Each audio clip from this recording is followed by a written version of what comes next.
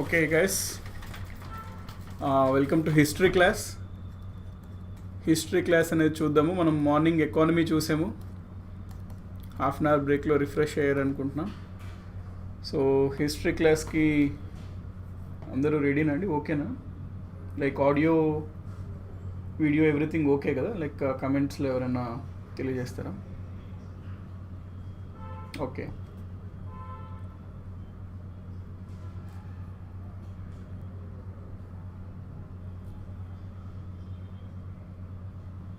Good afternoon అండి.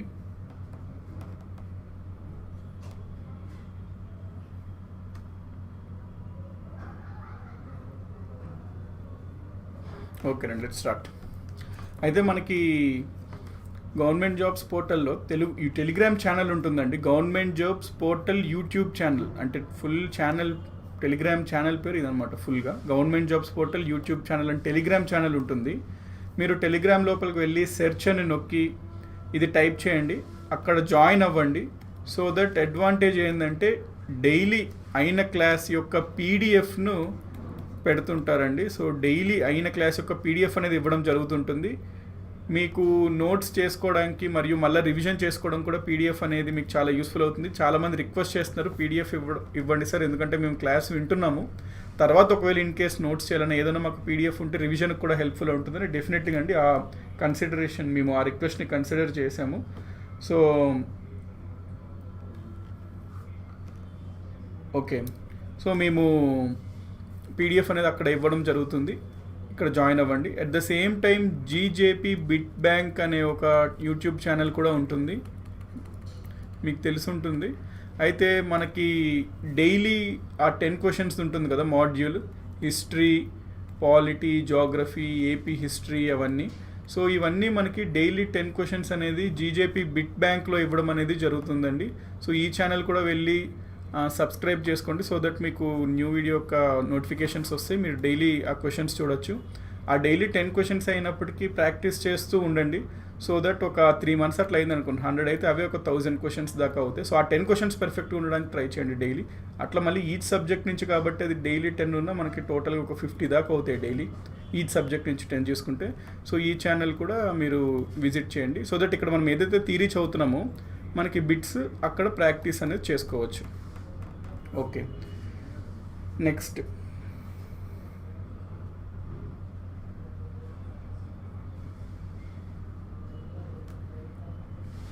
Okay, request ఏంటంటే economy చెప్పాక మిగిలిన క్లాసెస్ ఎప్పుడు కంటిన్యూ అంటే ఇక్కడ మనకి యాక్చువల్లీ మండే వచ్చేసరికి జాగ్రఫీ ప్లస్ పాలిటీ ఉంటుంది, ట్యూస్డే వచ్చేసరికి ఎకానమీ ప్లస్ హిస్టరీ ఉంటుందండి, మళ్ళీ వెన్స్డే రేపు ఇది రిపీట్ అవుద్దండి, జాగ్రఫీ ప్లస్ పాలిటీ ఉంటుంది. ఆల్టర్నేట్ డేస్ ఉంటాయి అన్నమాట.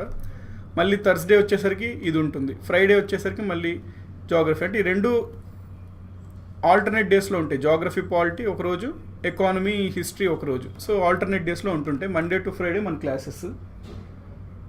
అదే కమెంట్స్లో అది అడిగారు, అంటే నిన్న జరిగిన క్లాసెస్ మళ్ళీ ఎప్పుడు అని అడిగారు. సో దానికి ఇదండి ఆన్సర్. రేపు ఉంటాయి, నిన్న జరిగిన వాటికి రేపు ఉంటాయి. అంటే రేపు మనకి ఏముంటుంది, మార్నింగ్ సెషన్ 9:30 to 11 ఏమో జాగ్రఫీ ఉంటుంది, తర్వాత 11:30 to 1 వచ్చేసరికి మనకి పాలిటీ ఉంటుంది. గ్రూప్ 2 యూస్ఫుల్ అవుతుందా అంటున్నారు. డెఫినెట్లీ అండి. ఇప్పుడు మనం హిస్టరీ కూడా మనము పెర్ఫెక్ట్గా చూస్తాము, లైక్ ఏం బిట్ అడిగినా చెప్పేదాని విధంగా. సో ఏ ఎగ్జామినేషన్ కన్నా యూస్ఫుల్ అవుతుంది, ఆబ్వియస్లీ గ్రూప్ 2 కూడా యూస్ఫుల్ అవుతుంది. నెక్స్ట్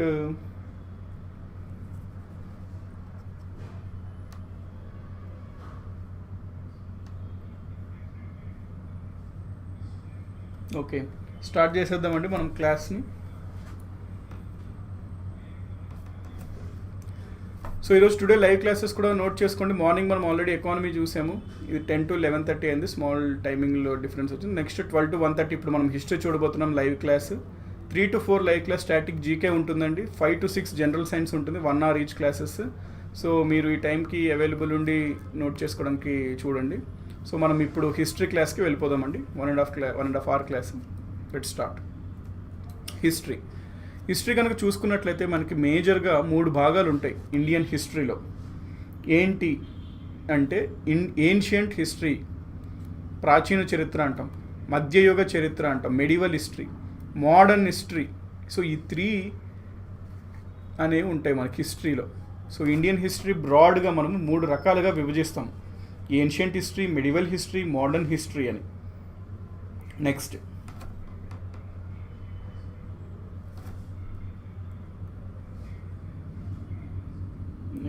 ఏమడుగుతుంది, so please type definitions in English also if possible so that we can note. ఇంగ్లీష్లో కూడా ఇఫ్ పాసిబుల్ అంటున్నారండి. డెఫినెట్గా అండి. ఈరోజు యాక్చువల్గా అది ఇంట్రొడక్షన్లో సమ్ కాన్సెప్చువల్ ఓరియంటెడ్ వీటి కాబట్టి లైక్ తెలుగులో ఇచ్చి దానికి అంటే టెక్నికల్ టర్మ్స్ ఇంగ్లీష్లో మళ్ళీ చెప్పడం జరిగింది. బట్ డెఫినెట్లీ చాలామంది ఇంగ్లీష్లో అని రిక్వెస్ట్ చేస్తున్నారు. ఫైన్ అండి. లైక్ ఫ్రమ్ టుమారో మోస్ట్లీ ఆ కాన్సెప్ట్ అనేది స్టార్ట్ అవుతుంది కాబట్టి మోస్ట్లీ బోత్ లాంగ్వేజెస్ ఇంగ్లీష్లో ఉంటాయి, అట్ ద సేమ్ టైం తెలుగులో కూడా ఉంటాయి. సో ఇద్దరికి యూస్ఫుల్ అయ్యే విధంగా ఉంటుంటుందండి. ఈరోజు హిస్టరీ క్లాస్లో కూడా మనము మోస్ట్లీ అంటే తెలుగులో ఉన్నప్పటికి కూడా ఇంగ్లీష్లో అది ఎక్స్ప్లెయిన్ చేయడం జరుగుతుంది. బోత్ ఇంగ్లీష్ వాళ్ళకి కూడా అర్థమవుతుంది. ఇంగ్లీష్ అనేది చాలామంది రిక్వెస్ట్ చేస్తున్నారు కాబట్టి ఇంగ్లీష్లో టెక్స్ట్ కూడా, సో టెక్స్ట్ని కూడా ఇంగ్లీష్లో ఇవ్వడానికి మ్యాక్సిమం రేపటి నుంచి ఇంగ్లీష్ అండ్ తెలుగు బోత్ లాంగ్వేజెస్లో టెక్స్ట్ అనేది ఇస్తుంటామండి. హిస్టరీ ఫినిష్ అవ్వడానికి ఎన్ని రోజులు పడుతుంది సార్ అన్నట్టు అడుగుతున్నారు. ఇక్కడ చూడండి, మొత్తం ఈ కోర్స్ ఏదైతే ఉందో ఒక 45 డేస్లో కంప్లీట్ చేయడానికి ట్రై చేస్తున్నాం. సో అంటే లైక్ ఇది ఏదైతే ఉందో కంప్లీట్ కోర్స్, ఈ లైవ్ కోర్స్, ఈ జనరల్ స్టడీస్ నేను చెప్పేసి 45 డేస్లో చేద్దామని మీకు అనుకుంటున్నామండి. నెక్స్ట్ ఎకానమీ కొంచెం డిఫికల్ట్గా ఉండింది అంటున్నారు. ఈరోజు చూసిన ఎకానమీ ఏంటంటే డిఫికల్ట్ అన్నట్టు ఏమనుకోకుండా ఒకసారి నార్మల్ మన ఎకానమీ మనం ఏదైతే మనం పొద్దున్న చూసామో అవన్నీ ఇన్ జనరల్ అండి. ఇప్పుడు ఫర్ ఎగ్జాంపుల్ కన్జ్యూమర్ గూడ్స్ అట్లా చూసుకున్నాం, అవి ఇంట్రొడక్షన్ టైప్ అండి. మీకు నెక్స్ట్ ఎల్లుండి మళ్ళీ ఎకానమీ చదువుతాము, అక్కడి నుంచి యాక్చువల్ టాపిక్ స్టార్ట్ అవుతుంది, నేషనల్ ఇన్కమ్, జాతీయ ఆదాయం అనేది. సో అక్కడి నుంచి డెఫినెట్గా మీకు కాన్సెప్చువల్గా ఉంటుంది, అర్థమవుతుంటుంది. బోత్ ఇంగ్లీష్ అండ్ తెలుగు వాళ్ళకి కూడా ఈజీగా ఉండేటట్టు రెండిట్లో కూడా ఇవ్వడం జరుగుతుంటుంది. ప్లీజ్ కంటిన్యూ తెలుగు సార్ అంటున్నారు. డెఫినెట్గా అండి, ఎందుకంటే ఇక్కడ ఇంగ్లీషు తెలుగు ఇద్దరూ ఉన్నారు కాబట్టి ఒక లాంగ్వేజ్లో ఇస్తే ఒకరికి ప్రాబ్లం వస్తుంది. సో రేపటి నుంచి బోత్ లాంగ్వేజెస్లో మెటీరియల్ అంటే స్లైడ్స్లో బోత్ లాంగ్వేజెస్ యూస్ చేస్తామండి డెఫినెట్గా. టెలిగ్రామ్లో ఎలా యాడ్ కావాలి అంటున్నారు. టెలిగ్రామ్కి వెళ్ళి సెర్చ్లో government jobs portal YouTube channel అని టైప్ చేయండి, అక్కడ జాయిన్ అనేది ప్రెస్ చేయండి. So let start the class. Ancient హిస్టరీకి మనం వెళ్దామండి. ఈరోజు అసలు మనం ప్రతిసారి సబ్జెక్ట్ చదువుతున్నప్పుడు ఆ సబ్జెక్ట్ యొక్క సిలబస్ ఏంటో మనం తెలుసుకోవాలనుకున్నాం కదా ఫస్ట్. సో అదేవిధంగా మనము ఏన్షియంట్ హిస్టరీకి కూడా అసలు ఏన్షియంట్ హిస్టరీలో మనం ఏం చదవబోతున్నాం, అసలు ఇండియన్ హిస్టరీలో మనం ఏం చదవబోతున్నాం ఫస్ట్ నెంబర్ 1 అది. ఆ దీంట్లో అంటే ఆ ఇండియన్ హిస్టరీలో 3 ఉంటాయి అనుకున్నాం. ఏంటి? ఏన్షియంట్ హిస్టరీ ఒకటి, మెడివల్ హిస్టరీ ఒకటి, మోడర్న్ హిస్టరీ ఒకటి. మరి ఈ ఏన్షియంట్ హిస్టరీలో మనం ఏం చదవబోతున్నాము? సో ఇండియన్ హిస్టరీలో ఏన్షియంట్ హిస్టరీలో స్టార్టింగ్ చాప్టర్ ఏంటంటే Indus valley civilisation. Indus valley civilisation ఫస్ట్ది. దీన్నే తెలుగులో సింధు నాగరికత అంటాం. ఈరోజు మనం ఈ టాపిక్ చూడబోతున్నామంటే ఇది కంప్లీట్ చేసేస్తాం, ఇండస్ వ్యాలీ సివిలైజేషన్ అనేది. దాని తర్వాత నెక్స్ట్ చదివేదే వేదకాలం అంటాం, ఆరియన్స్ అండ్ వేదిక్ పీరియడ్ అంటాం. సో అది కూడా అయిపోయాక మహాజనపదాస్ అని ఉంటాయండి, ఒక గణరాజ్యాలు. సో అవి కూడా మనం చూస్తాం, మహాజనపదాస్ గురించి. దాని తర్వాత జైనిజం అండ్ బుద్ధిజం కూడా మనం చూస్తాం. తర్వాత మగధ యొక్క రైజ్ చూస్తాం, rise of Magadha. Next Mauryan empire చూస్తాం, very important chapter as far as history is concerned, ancient history is concerned. Mauryans చూస్తాము.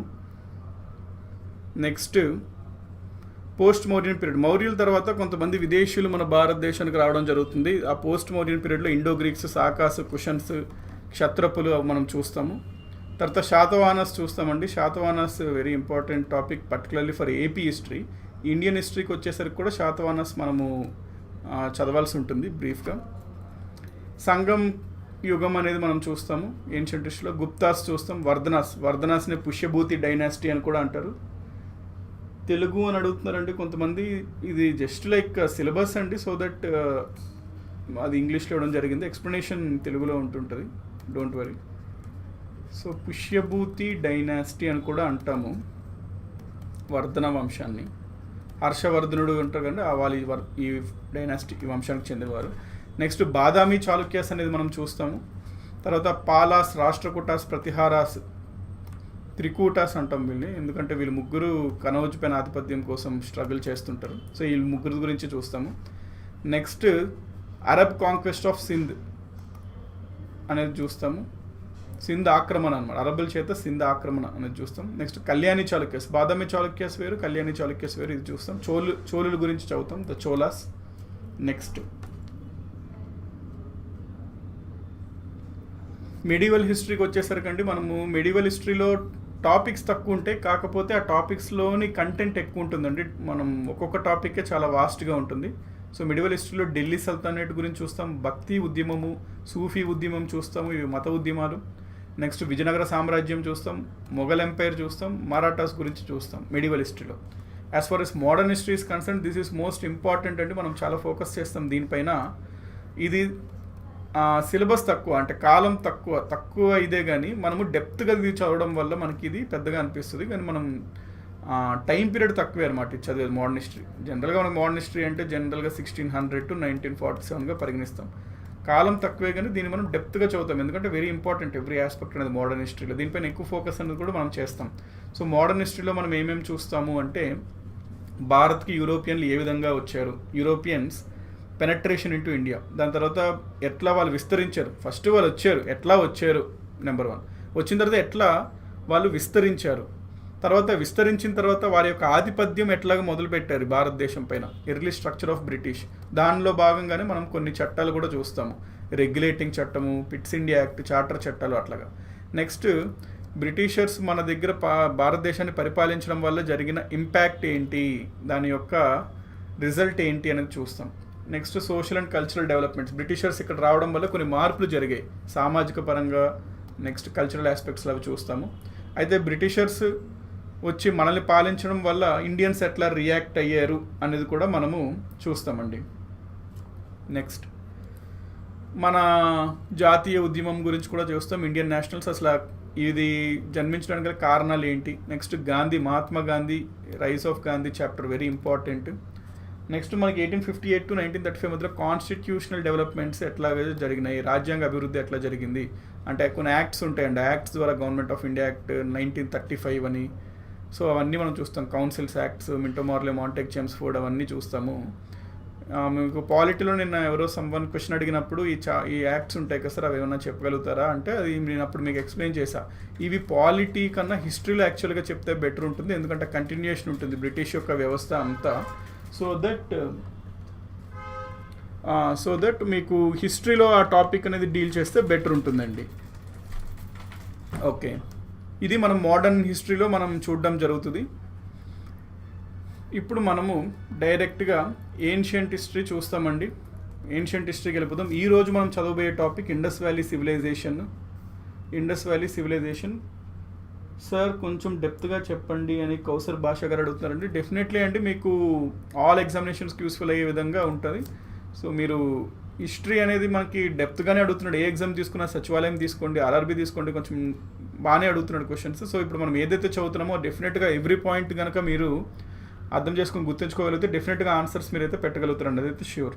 కాబట్టి మనం చదువుకుంటున్న ప్రతి టాపిక్ పాయింట్ నోట్ చేసుకోండి, గుర్తుపెట్టుకోండి. సో ఈరోజు మనం ఇండస్ వ్యాలీ సివిలైజేషన్ చూస్తామండి కంప్లీట్గా. Let us start Indus valley civilisation.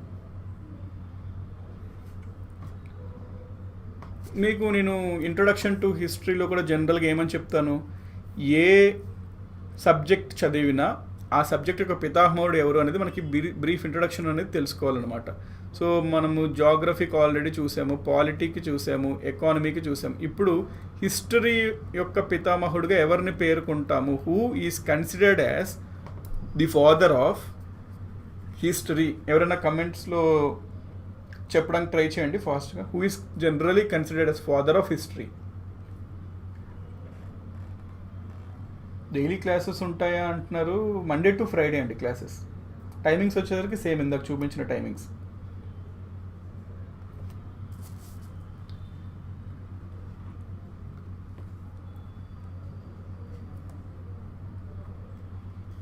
ఎవరన్నా ఆన్సర్ చేయడానికి ట్రై చేయండి. హిస్టరీ యొక్క ఫాదర్గా మనం ఎవరిని పేర్కొంటాము అని. Very good. First answer came from Venkataramana Potnuru, Herodotus. Rathod Sairam మీరు అరిస్టాటిల్ అన్నారండి. యాక్చువల్లీ అరిస్టాటిల్ అనేది father of polity, father of హిస్టరీగా మనం చెప్పం అతన్ని. సో హెరోడోటస్ అని చాలామంది పెడుతున్నారు, వెరీ గుడ్. అరిస్టాటిల్ ఎవరైతే పెడుతున్నారో అది కరెక్ట్ చేసుకోండి. అరిస్టాటిల్ కాదు, అరిస్టాటిల్ ఫాదర్ ఆఫ్ పాలిటీ, రాజకీయ శాస్త్ర యొక్క పితామహుడుగా అరిస్టాటిల్ని చెప్తాము, వేరాస్ చరిత్ర యొక్క పితామహుడుగా మనము హెరోడోటస్ అనేది చెప్తాము. సో చాలామంది హెరోడోటస్ అంటున్నారు, ఇట్స్ రైట్ అండి, హెరోడోటస్.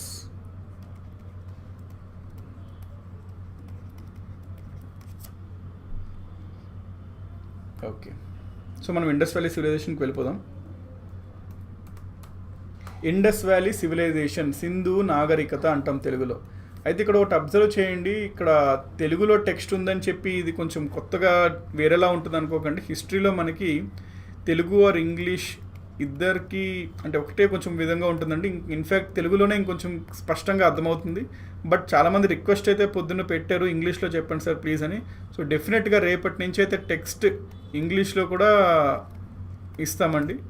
సో మీరు అందుకనే ఒకవేళ టెక్స్ట్ చూసి హిస్టరీ సబ్జెక్ట్ ఈరోజు ఇట్లా తెలుగులో ఉంది అని చెప్పి తెలుగులో ఉంది ఇంగ్లీష్ మీడియం కాదు అని అయితే భావించకండి. ఎందుకంటే హిస్టరీకి సంబంధించి తెలుగు ఆర్ ఇంగ్లీష్ పెద్ద డిఫరెన్స్ ఉండదు మనకి. ప్లస్ ఇంకా తెలుగులో స్పష్టంగా అర్థమవుతుంది, తెలుగులో అర్థం చేసుకోవడానికి ట్రై చేస్తే చరిత్రని ఇంకా మనకు క్లియర్గా అర్థమవుతుంది more than in English.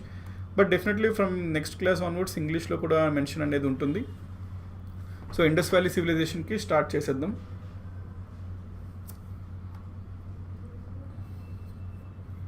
Okay,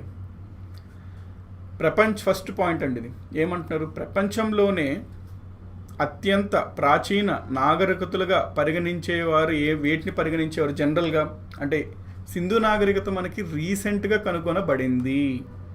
Sindhu నాగరికత కనుగొనబడిన ముందు జనరల్గా ప్రపంచం అంతా అత్యంత ప్రాచీన నాగరికలుగా మూడింటిని పరిగణించేవారు. సింధు కన్నా ముందు ఈ మూడింటిని ప్రపంచంలోని అతి ప్రాచీన నాగరికతలుగా భావించేవారు. వేటిని అంటే ఫస్ట్ది Egypt civilisation.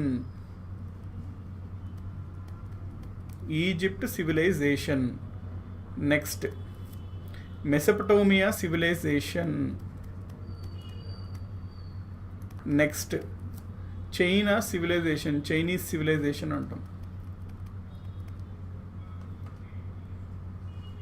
Chinese civilisation. So Sindhu నాగరికత కనుగొనబడకన ముందు ప్రపంచంలో అతి ప్రాచీన నాగరికతలుగా మూడింటిని పేర్కొనేవారు, Egypt civilisation, Mesopotamia civilisation, Chinese civilisation. అయితే ఈ మూడు కూడా రివర్స్ యొక్క బ్యాంక్స్ ఉంటాయి కదా, నది ఒడ్డున ఏర్పడ్డాయి. అందుకనే వీటిని రివర్ వ్యాలీ సివిలైజేషన్స్ అంటాం, river civilisations or river valley civilisations. అయితే ఏ సివిలైజేషన్స్ ఏ రివర్ నడి ఒడ్డున వచ్చాయి అనేది మనము గుర్తుపెట్టుకోవాలి. ఇక్కడ చూసుకుంటే ఈజిప్ట్ సివిలైజేషన్ చూసుకుంటే నైల్ రివర్ యొక్క ఒడ్డున ఏర్పడింది. వేరస్ మెసొపటోమియా సివిలైజేషన్ చూసుకుంటే టైగ్రిస్ మరియు యుఫ్రెటిస్ నదుల మధ్య ఈ సివిలైజేషన్ ఏర్పడింది. ఇదిగోండి ఇట్లా ఒక రివర్ ఉంటుంది, ఆ రివర్ పేరు టైగ్రిస్. వేరస్ ఇట్లాగా ఒక రివర్ ఉంటుంది, ఆ రివర్ పేరు యుఫ్రేట్స్. ఈ టైగ్రిస్ మరియు యుఫ్రేట్స్ ప్రాంతం మధ్యలో ఈ మెసొపటోమియా సివిలైజేషన్ అనేది ఏర్పడింది, ఈ ప్రాంతంలో ఏర్పడింది. నెక్స్ట్ చైనీస్ సివిలైజేషన్ వచ్చేసరికి హో యాంగ్ హో అనే నది పరివాహక ప్రాంతంలో చైనీస్ నాగరికత అనేది విరజిల్లింది. అయితే నెక్స్ట్ అంటే అప్పటికి సింధు నాగరికత అనేది కనుగొనబడలేదండి, దానికన్నా ముందు ఈ విధంగా. కానీ ప్రస్తుత పాకిస్తాన్లోని పంజాబ్లో ఉన్న హరప్పా ప్రాంతంలో 1921లో చేసిన తవ్వకాల వల్ల సింధు నాగరికత కూడా ప్రపంచంలో అత్యంత ప్రాచీన నాగరికతలో ఒకటిగా గుర్తింపు పొందింది. అంటే ఏంటి, ఇంతకు ముందు మనము సింధు నాగరికత ఉందనే అసలు మనకు తెలియదు. అసలు యాక్చువల్లీ స్టోరీ ఏమైందంటే అండి, 1920 ఆ ప్రాంతాల్లో మనకి అప్పుడు భారతదేశం అంటే పాకిస్తాన్ అదంతా భారతదేశమే కదా అప్పుడులో. సో మనకి అదంతా భారతదేశమే అప్పుడు. ఇదంటే ఇప్పుడు పాకిస్తాన్ ఇప్పుడు విడిపోయింది, ఇట్లా మనది విడిపోయింది కానీ ఇప్పుడు ఇట్లా విడిపోయింది. కానీ అప్పుడు ఇదంతా మన భారతదేశం కిందే వస్తుంది, అఖండ భారత్ అంటాం దాన్ని. అయితే ఈ పాకిస్తాన్ ప్రాంతంలో ఈ పంజాబ్ ఆ ప్రాంతం, పంజాబ్ యాక్చువల్లీ పాకిస్తాన్లో కొంత ఉంటుంది, ఇండియాలో కొంత ఉంటుంది. సో అప్పట్లో ఈ పంజాబ్లో ఉన్న ప్రాంతాల్లో ఈ ప్లేస్లో బ్రిటిషర్స్ రైల్వే లైన్స్ అండి, రైల్వే లైన్స్ నిర్మించాలని అనుకున్నారు, ఆ ప్రాంతంలో కట్టాలనుకున్నారు. సో ఆ ప్రాంతంలో రైల్వే లైన్స్ని కడుతున్నప్పుడు వాళ్ళు త్రవ్వకాలు చేయవలసి వస్తుంది కదండి, రైల్వే లైన్స్ వేస్తున్నప్పుడు. ఆ త్రవ్వకాలలో వాళ్ళకి ఒక అద్భుతం కనబడింది. ఏంటి అంటే ఒక పెద్ద నాగరికత కనబడింది. అంటే వాటి యొక్క ఏమంటాం మన ఆర్కియలాజికల్ ఎవిడెన్సెస్ కనబడ్డాయి, నాగరికత యొక్క ఆర్కియలాజికల్ ఎవిడెన్సెస్. అయితే వాళ్ళు దాన్ని రేడియో కార్బన్ డేటింగ్ C614 అంటామండి, రేడియో కార్బన్ డేటింగ్ అంటాం. C614 అంటే అర్థం ఏంటి? రేడియో కార్బన్ డేటింగ్ అంటే ప్రతి వస్తువులోనూ కార్బన్ అనేది ఉంటుంది. ఆ రేడియో కార్బన్ డేటింగ్ అనేది ఒక ప్రక్రియ. అది తెలుసుకోవడం వల్ల ఆ వస్తువు ఎంత పురాతనమైనది మనం తెలుసుకోవచ్చు. సో ఎప్పుడైతే వీరు రైల్వే లైన్లు నిర్మించడం కోసం త్రవ్వకాలు జరుపుతుండగా చాలా వస్తువులు ఏర్పడ్డాయో ఆ వస్తువులు రేడియో కార్బన్ డేటింగ్ చేయగా వీళ్ళకి తెలుస్తున్నది ఏంటంటే ఈ పర్టిక్యులర్ నాగరికత అనేది దాదాపుగా 3000 నుంచి 2000 సంవత్సరాలు ఆ టైం, అంటే అంత పాత వస్తువులు వీళ్ళకి కనబడుతున్నాయి. అంటే మన భారతదేశం, మనము ఇంత పురాతన కాలంలో మనకు ఒక పెద్ద నాగరికత ఉందని మనకు అప్పటి వరకు తెలియదు, బ్రిటిషర్స్ కనుక్కున్నారు ఆ విషయాన్ని. సో ఇది కనుక్కోవడం వల్ల దానిపైన చాలా పరిశోధన చేసి ఆర్కియాలజిస్ట్స్ కనుక్కున్నది ఏంటంటే ఎస్, మన భారతదేశంలో దాదాపుగా 3000 నుంచి 1750 BC క్రీస్తు పూర్వం ఈ కాలంలో ఒక మహా నాగరికత ఉండేది, పెద్ద నాగరికత ఉండేది. దాన్ని సింధు నాగరికత అంటాము, ఎందుకంటే ఇది సింధు నది ఒడ్డున అనేది ఏర్పడింది కాబట్టి ఇక్కడ అదే ఇస్తున్నాడు చూడండి. ప్రస్తుత పాకిస్తాన్లోని పంజాబ్లో ఉన్న హరప్పా ప్రాంతంలో, ఈ ప్రాంతం అంటే హరప్పా ప్రాంతం అంటామంటే అక్కడ హరప్పా అంటే ఒక ఏరియా అనమాట. హరప్పా ప్రాంతంలో చేసిన తవ్వకాల వల్ల సింధు నాగరికత కూడా ప్రపంచంలో అత్యంత ప్రాచీన నాగరికతగా గుర్తింపు పొందింది. దీనికి సంబంధించి తొలి తవ్వకాలు హరప్పా ప్రాంతంలో జరిగాయి, అందువల్ల దీన్ని హరప్పా నాగరికత అని కూడా అంటారు.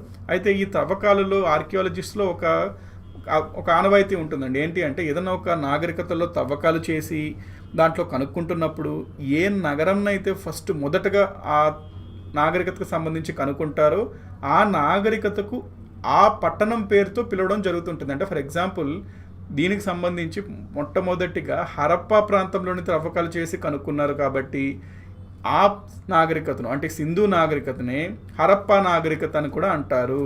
సో సింధు నాగరికత is also known as Harappan civilisation. ఇది ఒక క్వశ్చన్ అండి. బిట్స్ ఏ విధంగా రావచ్చు కాన్సెప్ట్ నుంచి అంటే ఇదే, ఒక కాన్సెప్ట్ నేర్చుకుంటే దాని నుంచి ఎన్ని బిట్స్ అన్నది తీయచ్చు అండి. ఇప్పుడు ఫర్ ఎగ్జాంపుల్ ఈ ఒక్క స్లైడ్లో మీకు చెప్తాను చూడండి ఎన్ని బిట్స్ తీయచ్చు. ఫస్ట్ బిట్ ఇదే, Indus valley civilisation is also known as Harappa civilisation. Second bit, మనకి ఏ సంవత్సరంలో త్రవ్వకాలు చేయడం ద్వారా ఏ సంవత్సరంలో మనం కనుక్కున్నాము సింధు నాగరికత అనేది మనకి ఒకటి ఉండేది అని ఏ సంవత్సరంలో మనం కనుక్కున్నాము అంటే 1921లో. థర్డ్ బిట్, ఈజిప్ట్ ఏ నది ఒడ్డున ఉంది. ఫోర్త్ బిట్, మెసొపటోమియా నాగరికత ఏ నది ఒడ్డున. ఫిఫ్త్ బిట్, చైనీస్ నాగరికత ఏ నది ఒడ్డున ఉంది. సో ఇవన్నీ బిట్స్ అనమాట, ఈ ఒక్క స్లైడ్ నుంచి మనం గ్రహించవచ్చు. నెక్స్ట్, భారతదేశ చరిత్రలో తొలిసారిగా పట్టణాలు ప్రారంభమైనవి ఈ నాగరికతలోనే. పట్టణాలు అంటే ఏంటండి? వాటిలో బిల్డింగ్స్ అట్లా ఉండి వాటిలో వ్యవసాయంతో పాటు వేరే ప్రధాన ఆర్థిక పనులు కూడా ప్రజలు పాల్గొని వాటిలో జనరల్గా అంటే స్టాండ్ ఆఫ్ లివింగ్ అట్లా కొంచెం ఎక్కువగా ఉంటే వాటిని మనము అర్బన్ సెంటర్స్ అంటాం, అంటే టౌన్స్ అంటాం. సో మనకి భారతదేశంలో పట్టణాలు అంటే టౌన్స్ అనేవి ఏ టైంలో ప్రారంభమయ్యాయి అంటే ఇండస్ వ్యాలీ సివిలైజేషన్లో ఫస్ట్ టైం ప్రారంభమయ్యాయి. సో ఇది ఒక బిట్ అండి. ఏమడుగుతాడు, భారతదేశ చరిత్రలో తొలిసారిగా పట్టణములు ఏ కాలంలో ఏ నాగరికత కాలంలో ప్రారంభమైనవి? ఆప్షన్స్ ఏమిస్తాడంటే సింధు నాగరికత, నెక్స్ట్ సింధు నాగరికత, నెక్స్ట్ ఆర్యుల కాలము, నెక్స్ట్ మౌర్యుల కాలం అట్లా ఇస్తాడు. సింధు నాగరికతలో మొట్టమొదటిగా ప్రారంభమయ్యాయండి ఏంటి? పట్టణాలు అనేవి. నెక్స్ట్, భౌతికంగా మనం మాట్లాడుకుంటే సింధు నగరాలు కాలభూగర్భంలో కలిసిపోయి. ఇప్పుడు మనకు లేదు కదండి సింధు నగరంలో, అప్పుడులో అంత గొప్పగా ఉండేది, వాళ్ళు ఇటుకలు వాడి కన్స్ట్రక్షన్స్ చేసుకున్నారు, అవన్నీ మనం చదువుతాం. అయితే అంత గొప్ప సామ్రాజ్యం, అంత గొప్ప నాగరికత ఇప్పుడైతే లేదు, భౌతికంగా లేదు. కానీ మరి భౌతికంగా లేదు కానీ ఎందుకు మరి చదువుకుంటున్నాం సార్? ఇప్పుడైతే మనం సింధు నాగరికతకి వెళ్ళి అంత ఏం చూడలేం కదా, అప్పుడులో ఉండేది అంటే ఉండేది కావచ్చు, ఇప్పుడైతే లేదు కదా, మరి ఎందుకు దాని గురించి ప్రస్తావన అని కొంతమందికి డౌట్ రావచ్చు. ఎందుకంటే భౌతికంగా సింధు నగరం ఆ కాలగర్భంలో కలిసిపోయినప్పటికీ వాటి యొక్క సంస్కృతి మాత్రం అంతం కాలేదు. నేటికి మన సంస్కృతంలో భాగంగా అది కొనసాగుతూనే ఉంది. మీరు ఆశ్చర్యపోతారు, సింధు నాగరికతలోని ప్రజలు ఉమెన్ చూసుకుంటే, మహిళలు చూసుకుంటే బ్యాంగిల్స్ని వాడేవారు, అప్పుడే వాడేవారు. ఆ పద్ధతే కదా ఇప్పటికీ బ్యాంగిల్స్ వాడతారు. అప్పట్లో వాళ్ళు సమ్ టైప్ ఆఫ్ లిప్స్టిక్స్ని కూడా లైక్ యూస్ చేయడం ఉండేది అని చరిత్రకారులు చెప్పారు. లైక్ ఇప్పటికీ కొనసాగుతుంది. అందుకనే సింధు నాగరికతని లివింగ్ సివిలైజేషన్ అంటాం. ఎందుకు? ఆ సివిలైజేషన్ ఇప్పటికీ జీవిస్తుంది. ఏ విధంగా? ఇప్పటికీ మన అలవాట్లు, మన యొక్క ఆనవాయితీల్లో వాటిలో సింధు నాగరికత వాళ్ళు నేచర్ని ఆరాధ్యంగా దైవించేవారు. ఇప్పటికీ మనము చెట్లని వాటిని కొంచెం అంటే స్పిరిచువల్గా నమ్ముతాము, స్పిరిచువల్గా పూజిస్తాం కూడా. సో అవన్నీ మనకి హిస్టరీలో చరిత్ర ద్వారా వస్తుంటుందండి. అవన్నీ కాల ప్రమాణంగా మన కల్చర్లో భాగం అవుతాయి. అందుకనే సింధు నాగరికతని లివింగ్ సివిలైజేషన్ అంటాము అని చెప్పే పాయింట్ అనమాట ఇది. నెక్స్ట్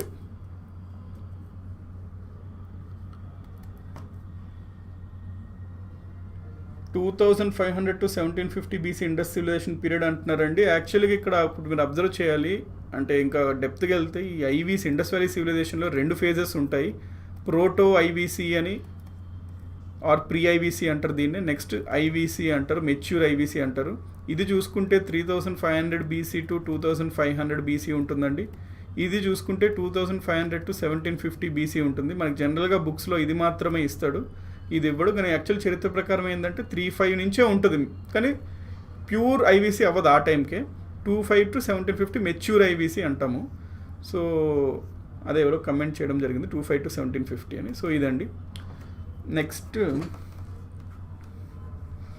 నెక్స్ట్ పాయింట్ చూడండి. సింధు నాగరికతకు సమకాలీన ప్రపంచ నాగరికతల కంటే విశాలమైన పరిధి ఉంది. అంటే ఇప్పుడు సింధు నాగరికతకి కాంటెంపరీ సివిలైజేషన్స్ అంటాం. అంటే సమకాలీన నాగరికతలు ఏంటంటే contemporary civilization Egypt, Mesopotamia, Chinese civilisation.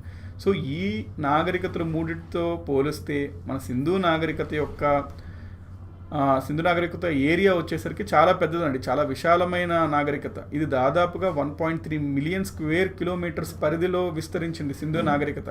ఇది ప్రస్తుతం ఉన్న భారత్, పాకిస్తాన్లో 1400 స్థావరాలు బయటపడ్డాయి సింధు నాగరికతకు సంబంధించి. సో సింధు నాగరికతకు సంబంధించి ఎన్ని స్థావరాలు బయటపడ్డాయంటే దాదాపుగా 1400 ఇప్పటి వరకు. ప్రధానంగా సింధు నది, ఇది అసలు ఎక్కడ ఉండేది సింధు నాగరికత అంటే ప్రధానంగా చూసుకున్నట్లయితే సింధు రివర్ ఉంటుంది కదా, సింధు అన్న ఇండస్ అన్న ఒకటే. ఆ ఇండస్ రివర్ ఉంటుంది. ఇండస్ రివర్కి 5 ట్రిబ్యూటరీస్ ఉంటాయండి. ఏంటంటే ఆ 5 ట్రిబ్యూటరీస్ రావి, చీనాబ్, బియాజ్, సట్లజ్, జీలమ్. సో ఇవి సింధు యొక్క ఉపనదులు. ఆ ఉపనదులు కూడా ఉంటుంటాయి కదా. సో ఆ ఉపనదుల యొక్క పరివాహక ప్రాంతాల్లో మరియు సింధు పరివాహక ప్రాంతంలో ఈ నాగరికత అనేది విస్తరించి ఉండింది.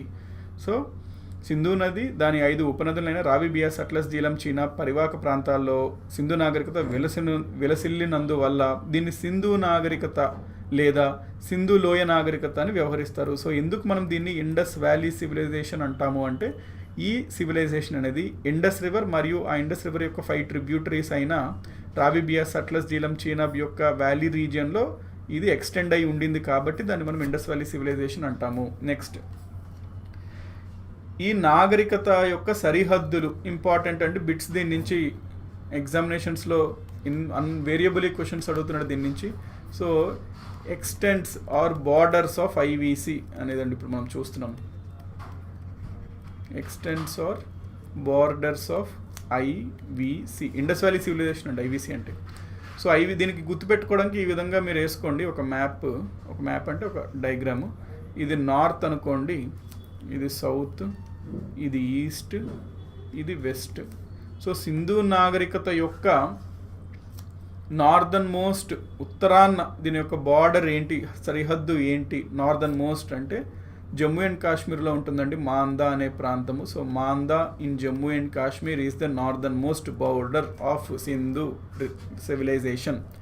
నెక్స్ట్ ఈస్ట్ సైడ్ చూసుకుంటే, తూర్పును చూసుకుంటే, వీళ్ళ విస్తరణం చూసుకుంటే వీళ్ళ సరిహద్దు ఈస్ట్ సైడ్లో ఉత్తరప్రదేశ్లో ఉన్న ఆలంగిర్పూర్ వరకు విస్తరించి ఉంది. సో ఈస్ట్లో చూసుకుంటే సింధు నాగరికత యొక్క సరిహద్దు ఏంటంటే ఆలంగిర్పూర్. సింధు నాగరికతకు వచ్చి చూసుకుంటే సౌత్కి వచ్చి చూస్తే జమ్మూ అండ్ కాశ్మీర్ మందా నుంచి సౌత్లో మహారాష్ట్రలో ఉన్న దైమాబాద్ వరకు విస్తరించిందండి. అంటే ఎంత దక్షిణానికి ఎంత విస్తరించింది సింధు నాగరికత ఊహించుకోండి. దైమాబాద్ ఎక్కడ ఉంటుంది అంటే మహారాష్ట్రలో ఉంటుంది. పశ్చిమాన చూసుకుంటే సింధు నాగరికత మనకి పాకిస్తాన్లో ఉంటుంది ప్రెసెంట్. ఇది సుక్తా జెండర్ అనే ప్రాంతం వరకు విస్తరించింది. సుక్తా Dor western most border of Sindhu civilization. సుక్తా జెండర్.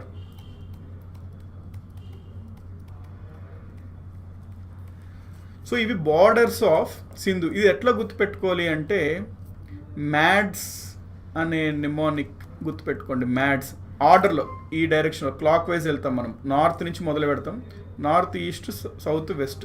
మ్యాడ్స్ అనమాట కోడ్. ఎం అంటే మాందా జమ్మూ అండ్ కాశ్మీర్, ఏ అంటే ఆలంగీర్ పూడ్, డి అంటే దైమాబాద్, ఎస్ అంటే సుక్తా జెండార్. సో ఇది మనం గుర్తుపెట్టుకుంటే ఈజీగా గుర్తుండిపోద్దండి. ఇది గుర్తుపెట్టుకోండి. ఈ కోడ్ దేనికో గుర్తుపెట్టుకోవాలి. కోడ్ పెట్టుకోవడం ఒక ఎత్తు అయితే ఈ కోడ్ అసలు దేనికనేది ఇంకొక ఎత్తు. అంటే మ్యాడ్స్ అనే కోడ్ గుర్తుపెట్టుకోవాలి. దేనికి? ఇది సింధు నాగరికత యొక్క సరిహద్దులకు సంబంధించింది. ఈ కోడ్స్ని ఎట్లా అన్వయించాలి అంటే మనము నార్త్ నుంచి మొదలు పెడతాము, క్లాక్ వైజ్లో వెళ్తాం. అంటే north east south west. MADS. ఎం అంటే మందా, ఏ అంటే ఆలంగీర్పూర్, డి అంటే దైమాబాద్, ఎస్ అంటే సుక్తా జెండార్. నెక్స్ట్ పట్టణ నాగరికత. సింధు నాగరికతల్లో అతి ముఖ్యమైన లక్షణం ఏంటంటే ఇది అర్బన్ సివిలైజేషన్. అర్బన్ సివిలైజేషన్ ఏంటండి పెద్ద గొప్ప అర్బన్ సివిలైజేషన్ అంటే అంటారా? కాలం చూడండి ఇక్కడ ఏ కాలంలో విస్తరించింది సింధు నాగరికత. దాదాపుగా 2000 సంవత్సరాలు BC, అంటే ఇప్పుడు ఉన్న ప్రస్తుతానికన్నా 4000 సంవత్సరాల క్రితమే అర్బన్ ఎలిమెంట్స్ ఉన్నాయండి సింధు నాగరికతలో. అర్బన్ ఎలిమెంట్స్ ఉన్నాయి అంటే పట్టణ లక్షణాలు కనబడుతున్నాయి మనకి. అందుకనే త్రవ్వకాలు అప్పట్లోనే పట్టణ నాగరికత లక్షణాలు కనబడ్డాయి అంటే అది చాలా గొప్ప విషయం. అందుకు మనం ఇంత గొప్పగా చెప్తున్నాం. సింధు నాగరికత పట్టణ నాగరికత అనే పాయింట్ ఎందుకు అంత స్ట్రెస్ చేస్తున్నాము అంటే ఇప్పట్లో ప్రస్తుతం ఒక 100 సంవత్సరాలు 500 సంవత్సరాలు 1000 సంవత్సరాల క్రితం ఏదైనా ఒక సామ్రాజ్యంలో పట్టణ లక్షణాలు ఉన్నాయంటే పెద్ద గొప్ప ఏం కాదు అది. కానీ 4000 సంవత్సరాలు ప్రెసెంట్ కన్నా 4000 సంవత్సరాలు ముందు ఉన్న ఒక నాగరికత పట్టణ నాగరికత కలిగి ఉండేది అంటే చాలా గొప్ప విషయం. అందుకని దీన్ని మనం స్ట్రెస్ చేస్తున్నాం. ఎగ్జామినేషన్లో కూడా ఈ పాయింట్లో పడుతున్నాడు. సో పట్టణ నాగరికత అర్బన్ సివిలైజేషన్స్ గురించి మనం ఏం చదువుకోవాలి చూడండి. ఈ నాగరికత కాలాన్ని మొదటి నగరీకరణ యుగంగా పేర్కొంటారు. అంటే మన ఇండియన్ హిస్టరీలో first phase or era of urbanization ఎప్పుడు అయ్యింది అంటే సింధు ఇండస్ వ్యాలీ సివిలైజేషన్ అని చెప్పాలి. First phase of urbanization. So question ఏం అడుగుతాడంటే when did first phase or era of urbanization began in India? A Vedic civilization, B Mauryan empire time Mauryan era, C Sindhu valley civilization. IVC ఎట్లా అడుగుతాడు. Indus valley civilization మీరు answer చేయాలి. Next దీని తర్వాత మళ్ళీ బుద్ధుని కాలం వరకు నగరాలు కనిపించవండి. ఇది ఇంపార్టెంట్. ఇండస్ వ్యాలీ సివిలైజేషన్లో మనకి నగరాలు కనబడుతున్నాయి. మళ్ళీ వచ్చిన వేద కాలంలో మనకి పెద్దగా నగరాల ప్రస్తావన కనబడదు. మళ్ళీ బుద్ధుడు ఆ టైంలో ఉన్నప్పుడు మనకి మహాజానపదాస్ అని వస్తే అప్పుడు మనకు కనబడతాయి మళ్ళీ పెద్ద నగరాలుగా. ఆ మధ్యలో కనబడదు.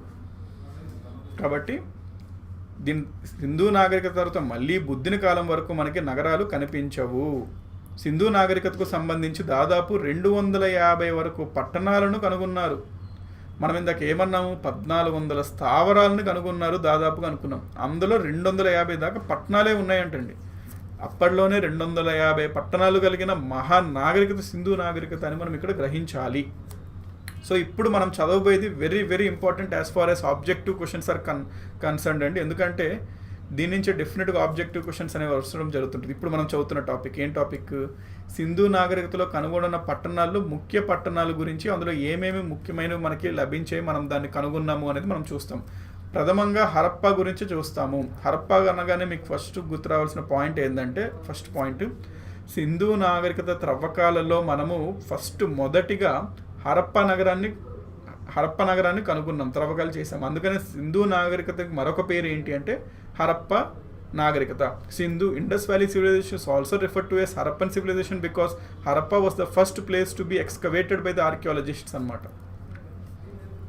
నెక్స్ట్ హరప్పా ఎవరు చేశారు? నెక్స్ట్ ఇది కూడా ఇంపార్టెంట్ అండి.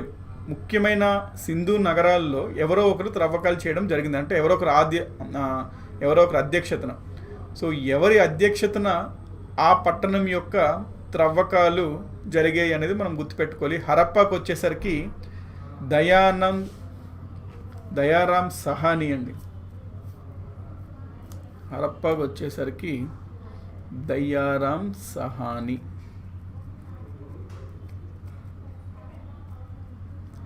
సో దయారాం సాహ్ని అనే ఇతను ఆర్కియాలజిస్ట్ అండి, చరిత్రకారుడు. సో దయారాం సహానీ అనే ఆర్కియాలజిస్ట్ ఆధ్వర్యంలో తొలిసారిగా త్రవ్వకాలు జరిగింది హరప్పాలోనే. సో క్వశ్చన్ ఏమడుగుతాడు, under whose guidance was the Harappa excavations conducted or who excavated Harappa అంటే Dayaram Sahni. Which of the following cities was excavated by Dayaram Sahni? A B C D, Harappa, Mohenjodaro అట్లా ఇస్తాడు, హరప్పా అని పెట్టాలి. సో మనం కాన్సెప్ట్ చదివితే క్వశ్చన్స్ ఎటు విధంగా తిప్పి అడగచ్చు, మనం ఎట్లాగైనా ఆన్సర్ చేయొచ్చు. అయితే ఈ హరప్పాలో బయటపడిన ప్రధాన నిర్మాణాలు చూద్దాము. నెంబర్ 1, ఒకే వరుసలో నిర్మితమైన 6 ధాన్యాగారాలు. ధాన్యాగారాలు అంటే గ్రానరీస్ అంటామండి. ఇక్కడ చూడండి, గ్రానరీస్ అంటాం ఇంగ్లీష్లో వాటిని. చూడండి ఇక్కడ గ్రానరీస్ అని మనం ఇంగ్లీష్లో చదివి మళ్ళీ ఇక్కడ ధాన్యాగారాలను తెలుగులో కూడా చదివితే అడ్వాంటేజ్ చూడండి. ధాన్యాగారాలు అనగానే మనం ఈజీ కనెక్ట్ అవుతాం. ఓకే, ధాన్యాగారాలు అంటే మన ఊరిలో కూడా ధాన్యాలన్నీ పండించినవి ఒక ప్రదేశంలో, గోడౌన్ ఉన్నట్టు ప్రదేశంలో ఎక్కడో దాస్తారు కదా, వాటిని ధాన్యాగారాలు అంటుంటాం. గ్రానరీస్ అనేది మనం పెద్దగా వాడము. అందుకనే మనకి అడ్వాంటేజ్ ఏంటంటే 2 లాంగ్వేజ్, తెలుగు వాళ్ళు ఇంగ్లీష్లో కొన్ని చూడండి, కొన్ని వర్డ్స్ ఇంగ్లీష్లో బాగుంటాయి, లైక్ అర్బనైజేషన్ అట్లాంటివి. మీరు ఇంగ్లీష్ని కూడా ఇప్పుడు ఎప్పుడైనా టెక్స్ట్ ఇంగ్లీష్లో కనబడినా మీరు అరే తెలుగు మీడియంలో నేను రాస్తున్న ఇంగ్లీష్ ఏంటి అట్లా కనుక్కోకండి. At the same time vice versa కూడా. సో ఇక్కడ గ్రానరీస్ 6 రోస్లో ఉన్న గ్రానరీస్ కనబడ్డాయండి. 6 రోస్లో ఉన్న గ్రానరీస్ అంటే ఏంటంటే హరప్పాలో త్రవ్వకాలు జరుగుతున్నప్పుడు ఇట్లాంటి ధాన్యాగారాలు 6 వరుసల్లో ఉన్న 3, 4, 5, 6 ఇట్లా 6 వరుసల్లో ఉన్న ధాన్యాగారాలు బయటపడ్డాయి. ఎక్కడ అంటే హరప్పాలో. ఇది మీరు ఎట్లా గుర్తుపెట్టుకుంటారు అంటే 6 రోస్, 6 హర అంటే ఒకలాగా ఉన్నాయి కదండి, 6 హరప్ప హారుప్ప అట్లాగా 6 హర అట్లా గుర్తుపెట్టుకోండి. సో 6 వరుసల్లో ఉన్న ధాన్యాగారాలు, 6 రోస్లో ఉన్న గ్రానరీస్ని మనము ఏ సింధు నాగరికత పట్టణాల్లో మనము కనుగొన్నాము అంటే హరప్ప, 6 అట్లా గుర్తుపెట్టుకోండి, 6 హరప్ప అట్లా, హర కదా 6.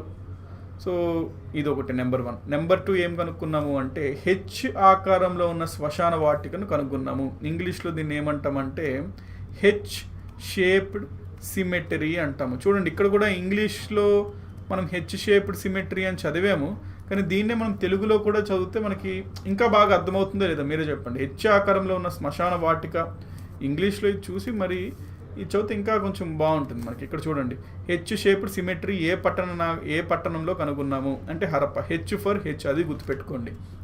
అంటే గుర్తుపెట్టుకునే ట్రిక్స్ అనమాట. ఏంటి, హెచ్ ఫర్ హెచ్ అంటే హెచ్ షేప్డ్ సిమెట్రీ ఎక్కడ, హరప్ప. 6 రోస్, 6 వరుసలో ధాన్యాగారం, 6 హరప్ప అట్లా.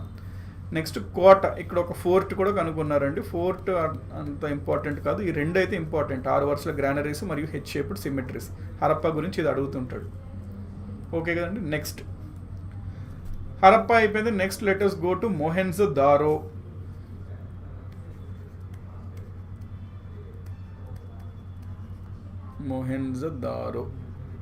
సో ఇక్కడ ఏంటంటే రైల్వే లైన్స్ వేయడానికి ట్రై చేస్తున్నప్పుడు ఒక ప్రాంతంలో దిబ్బల్లాగా, ఒక ఇసుక దిబ్బల్లాగా అట్లాగా కనబడేవండి, విచిత్రంగా ఉండేవి ఇసుక దిబ్బలు. ఆ ఇసుక దిబ్బలు ఏంటబ్బా అని అప్పుడు ఆ రైల్వే లైన్లు వేస్తున్న వాళ్ళకి కొంచెం ఆశ్చర్యం కలిగించి వాళ్ళు ఈ ఆర్కియాలజిస్ట్కి చెప్పడం జరిగింది. ఆర్కియాలజిస్ట్కి వెళ్ళి అవును ఏంటివి వింతగా ఉన్నాయి, ఇసుక దిబ్బలు ఇంత పెద్దగా ఉన్నాయి, ఎక్కువగా ఉన్నాయి ఈ ప్రాంతంలో అని చెప్పి, ఒక ప్రాంతంలో బాగా ఎక్కువగా ఉన్నాయి ఇసుక దిబ్బలు వెళ్ళి.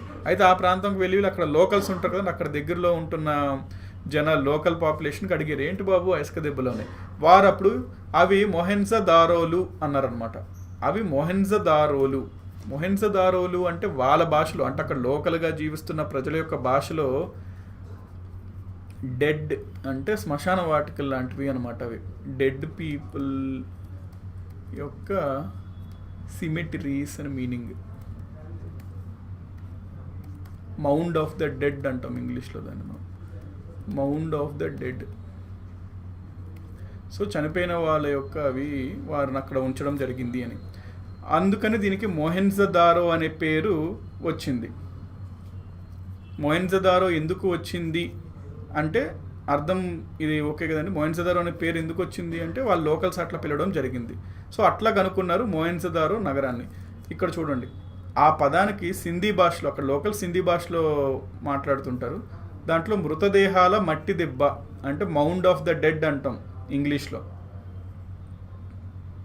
మృతదేహాల మట్టి దిబ్బ అని అర్థం. సో ప్రశ్న ఇట్లా అడుగుతాడు అనమాట, సింధు నాగరికతకు సంబంధించి క్రింద ఏ నగరాన్ని యొక్క నామం అర్థము మృతదేహాల మట్టి దిబ్బ. So which of the following towns of Indus valley civilization means mound of the dead అంటాడు. ఏబిసిడి హరప్ప మొహెంజదారో అట్లా ఇస్తాడు. Mohenjodaro is the correct answer. So మొహెంజదారోలో త్రవ్వకాలు చేసింది ఎవరి అధ్యక్షతన, ఎవరి నేతృత్వంలో అంటే ఆర్డి బెనర్జీ. దయారాం సహాని వచ్చేసరికి హరప్ప, ఆర్డి బెనర్జీ వచ్చేసరికి మొహెంజదారో. నెక్స్ట్,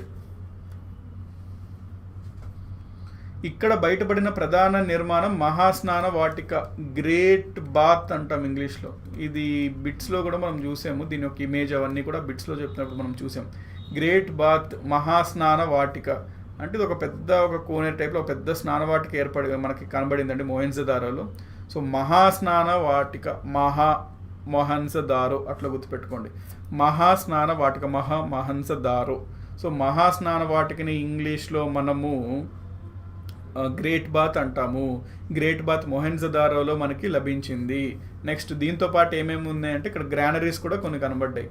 గ్రానరీస్, ధాన్యాగారం అంటే గ్రానరీస్ అంటాం. మీకు డౌట్ రాదు సార్, గ్రానరీస్ అనేది మరి మనం అక్కడ కూడా చదివాం కదండి, ఎక్కడ హరప్పలో అంటే హరప్పలో 6 వరుసల్లో ఉన్న గ్రానరీస్ చదివామండి, అక్కడ అది లభించింది. ఇక్కడ నార్మల్ ధాన్యాగారాలు లభించినాయి. వాటితో పాటు ఒక పెద్ద భవనం మనకి ఉంది, అసెంబ్లీ అంటాం ఇంగ్లీష్లో. ఒక అసెంబ్లీ లాంటిది ఒకటి మనకి ఇక్కడ కనుగొన్నాము. మేబీ ఇది పాలనా భవనం అని చెప్పి చరిత్రకారులు భావించారు, కాబట్టి పాలనా భవనం ఒకటి కనబడింది. నెక్స్ట్ అసెంబ్లీ హాల్ అనేది ఒకటి చూసాం మనము. ఇట్లాంటి కట్టడాలు అనేవి కనబడ్డాయి మనకి. ఇంపార్టెంట్ అండి, వెరీ ఇంపార్టెంట్. ఇక్కడ మొహెంజదారోలో మనకి బ్రాంజ్తో చేయబడిన డాన్సింగ్ గర్ల్, నాట్యగత్తె, కాంస్యతో చేయబడిన నాట్యగత్తె విగ్రహం కూడా కనబడింది. బ్రాంజ్ డాన్సింగ్ గర్ల్ మనకి ఎక్కడ కనబడింది అంటే మొహెంజదారో. నెక్స్ట్ నేసిన వస్త్రం కూడా మనకి ఇక్కడ కనబడిందండి. మనకి ఓవెన్ క్లాత్ కూడా మనకి ఒకటి మొహెంజదారోలో కనబడింది. కాబట్టి ఇక్కడ మనకి ఏమేమి కనబడ్డాయండి మొహెంజదారోలో లిస్ట్ అంటే గుర్తుపెట్టుకోండి, ఆర్డర్లో గుర్తుపెట్టుకోండి. మహాస్నాన వాటిక అంటే ఏంటి, గ్రేట్ బాత్. నెక్స్ట్ ఏంటి, అసెంబ్లీ హాల్. Next granary. అన్నిటికన్నా ఇంపార్టెంట్ మొహెంజదారోలో ఏంటి కనుక్కున్నది అంటే బ్రాంజ్ డాన్సింగ్ గర్ల్ అండి. సో ఇవి నోట్ చేసుకోండి మొహెంజదారోకి సంబంధించి ఫాస్ట్గా. బ్రాంజ్ డాన్సింగ్ గర్ల్ క్వశ్చన్స్ ఇవే అడుగుతున్నాడు అండి. ఇండస్ వ్యాలీకి సంబంధించి హిస్టరీలో క్వశ్చన్స్ ఇవే వస్తుంటాయి. హరప్ప యొక్క తవ్వకాలు చేసిన అధ్యక్షత ఎవరు చేశారు, మొహెంజదారోకి ఎవరు చేశారు, గ్రేట్ బాత్ ఎక్కడ మనకి దొరికింది. నెక్స్ట్ ఇవే క్వశ్చన్స్ అడుగుతున్నాడు. బ్రాంజ్ డాన్సింగ్ గర్ల్, ఈ ఇమేజ్ కూడా మీకు క్వశ్చన్స్ నేను అప్పుడు ఎంసీక్యూస్ టైప్లో ఇవ్వడం అప్పుడు ఆ ఇమేజ్ కూడా చూపించడం జరిగిందండి.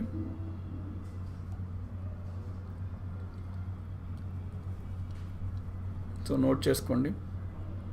కమెంట్స్ ఓకే, కమెంట్స్ ఇక్కడ శ్రీనివాసరావు గారు అడుగుతున్నారండి, సార్ హరప్ప ఏ రివర్ సైడ్లో ఉంది అని.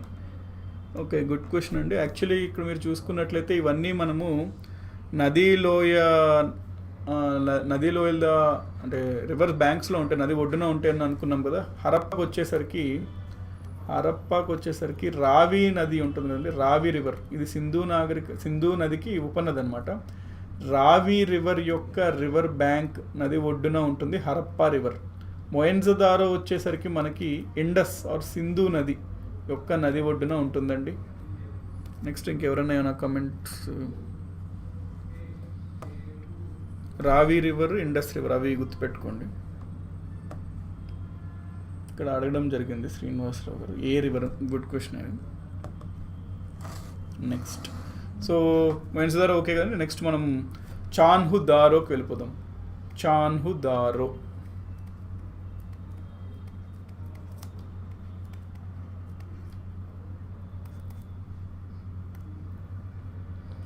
సో చాన్హుదారోకి వచ్చేసరికి ఇది మొహెంజోదారోలోనే సింధు తీరంలో వెలిసిన మరో నగరం. అంటే మొహెంజోదారో ప్రాంతం ఒక పెద్ద నగరం, హైదరాబాద్ సికింద్రాబాద్ అట్లా అనుకోండి. సో మొహెంజోదారో దగ్గరలోనే సింధు తీరంలో, అంటే చాన్హుదారో కూడా ఏ నది ఒడ్డున ఉంది అంటే సింధు నది ఒడ్డున ఉంది, సింధు తీరం ఒడ్డున ఉంది. సో సింధు తీరంలో మొహెంజోదారోతో పాటు వెలిసిన మరో నగరం పేరు చాన్హుదారో. ఇక్కడ ఎవరు త్రవ్వకాలు చేశారు అంటే ఇద్దరు చేశారు. మొదట్లో ఎంజి మజుందర్, చాలా ప్రఖ్యాతగాంచిన ఆర్కియాలజిస్ట్ అండి ఇతను మజుందర్. మొదట్లో ఇతను చేశాడు. తర్వాత నెక్స్ట్ ఫేజ్ని మ్యాకే అనే అతను చేశారు త్రవ్వకాలని. చాన్హుదారోకి ఒక ప్రత్యేకత ఏంటంటే దీనికి కళాకారుల నగరం అని పేరు, సిటీ ఆఫ్ ఆర్టిస్ట్స్ అంటారు. So which city of Indus valley civilization was referred as city of artists అంటే చాన్హుదారో. ఎందుకు అంటే ఈ చాన్హుదారో అనే పట్టణంలో ఎక్కువ చేతి వృత్తి వాళ్ళు, కళాకారులు జీవించి ఉండవచ్చు అని చరిత్రకారులు భావిస్తున్నారు. అంతేకాకుండా చాన్హుదారోకి రిపీటెడ్లీ ఒక క్వశ్చన్ అడుగుతాడండి ఎగ్జామినేషన్స్లో. అదే ఏంటి అంటే కోట లేని ఏకైక సింధు నగరం ఏది? సిటాడెల్ అనేది మీకు ఎక్స్ప్లెయిన్ చేస్తా చూడండి. ఇక్కడ సిటాడెల్ అనే ఉంటుందండి. సిటాడెల్ అంటే నథింగ్ బట్ ఇది కోట అని, ఫోర్ట్ అని. అంటే సింధు నాగరికతలు ఎట్లా ఉండేదంటే ప్రతి నగరము 2 అంచెల్లో ఉండేదండి, 2 లేయర్స్లో ఉండేది. కొంచెం ఎత్తులో అప్పర్ టౌన్ ఉండేది, ఎత్తులో ఉంటుంది అప్పర్ టౌన్. కింద ఉండేది లోవర్ టౌన్ అనమాట. Upper town, lower town. So lower టౌన్లో కామన్ పీపుల్ అనేవారు జీవించడం అనేది ఉండేది. హైదరాబాద్లో ఇట్లా హిల్లీ స్టేషన్స్లో కొన్ని అంటే హిల్లీ ఏరియాస్ కొన్ని ఉంటాయి కదండి. For example Banjara Jubilee hills అట్లా అనుకోండి, కొంచెం ఎత్తులో ఉంటుంది. వేరేది నగరం కొంచెం కింద లోవర్గా ఉంటుంది. అయితే ఇక్కడ కామన్ పీపుల్ ఉండేవారండి, కామన్ పీపుల్. ఇక్కడికి వచ్చేసరికి నోబెల్స్, ఎలీట్ వాళ్ళు ఉండేవారు. సో ఈ ఎలీట్ నుంచి నోబెల్స్ వీళ్ళ మధ్యన ఒక కోట లాంటిది విడదీయబడిందండి. కోట లాంటిది విడదీయబడింది, ఒక కోట ఉండేదన్నమాట ఈ అప్పర్ టౌన్కి లోవర్ టౌన్కి డివైడ్ చేస్తూ. దాన్నే మనము సిటాడెల్ అంటాము, కోట, సిటాడెల్. అయితే ప్రతి సింధు నాగరికతలో మనకి ఈ సిటాడెల్ అనేది కనబడింది. అయితే ఒక్క సింధు నాగరికత నగరంలో మాత్రం మనకి సిటాడెల్ కనబడలేదు. అది ఎక్కడ అనేది రిపీటెడ్గా ఎవ్రీ ఎగ్జామినేషన్స్లో అడుగుతున్నాడు. That is Chanhudaro. సో ఇది ఎట్లా గుర్తుపెట్టుకోవాలంటే నేను చెప్తా చూడండి. City without Citadel, city without Citadel is Chanhudaro, CCC అండి. సో కోట లేని ఏకైక సింధు నాగరికత నగరం ఏది అంటే Chanhudaro. City without Citadel is Chanhudaro. Next అంటే యాక్చువల్లీ ఆర్ఆర్బీకి కూడా ఇవన్నీ చదవాలండి, ఎందుకంటే క్వశ్చన్స్ ఒకసారి పరిశీలిస్తే అడుగుతున్నాడండి. ఇవి మీరు డీప్గా అన్నట్టు ఏం భావించకండి, ఎందుకంటే మనకి ఒకసారి జస్ట్ వింటే బిట్స్ అనేది గుర్తు పట్టడమే కదండి, గుర్తు పెట్టుకోవాల్సిన అవసరం లేదు, గుర్తు పడితే చాలు. ఎందుకంటే మనకు ఆప్షన్స్ ఏబిసిడి ఇచ్చినప్పుడు అందుకనే మనం జస్ట్ ఒకసారి వింటే మేబీ కోట లేని ఏకైక సింధు నగరం ఏది అని ఆర్ఆర్బీలో ఎక్కడన్నా అడగచ్చు, అప్పుడు మనకి ఇమీడియట్గా స్ట్రైక్ అవుతుంది. సో దీన్ని డెప్త్గా అట్లా భావించుకోండి, ఎందుకంటే ఇది నెసెసరీ అనమాట. ఇప్పుడు కాంపిటీషన్ కూడా సచివాలయం ఆ ఎగ్జామ్స్లో కూడా డెప్త్గానే అడగడం జరుగుతుంది. కాబట్టి కోట లేని ఏకైక నగరం చాన్హుదారో అయిపోయింది. నెక్స్ట్ లోతాల్కి వెళ్దాము. లోతాల్ కూడా వెరీ ఇంపార్టెంట్. ఇది మన ప్రెజెంట్ గుజరాత్ స్టేట్లో అంటే ఏరియా ఉంటుందన్నమాట, లోతాల్ అనే ఏరియా. సో దీనికి కూడా మృతుల దిబ్బ అనే పేరు, అంటే లోతాల్ని కూడా మృతుల దిబ్బ అనే అంటారు. సో ఇప్పుడు ఒక క్వశ్చన్ వచ్చేసింది. ఏంటి క్వశ్చన్? మొహెంజోదారో కాకుండా మరొక ఏ Sindhu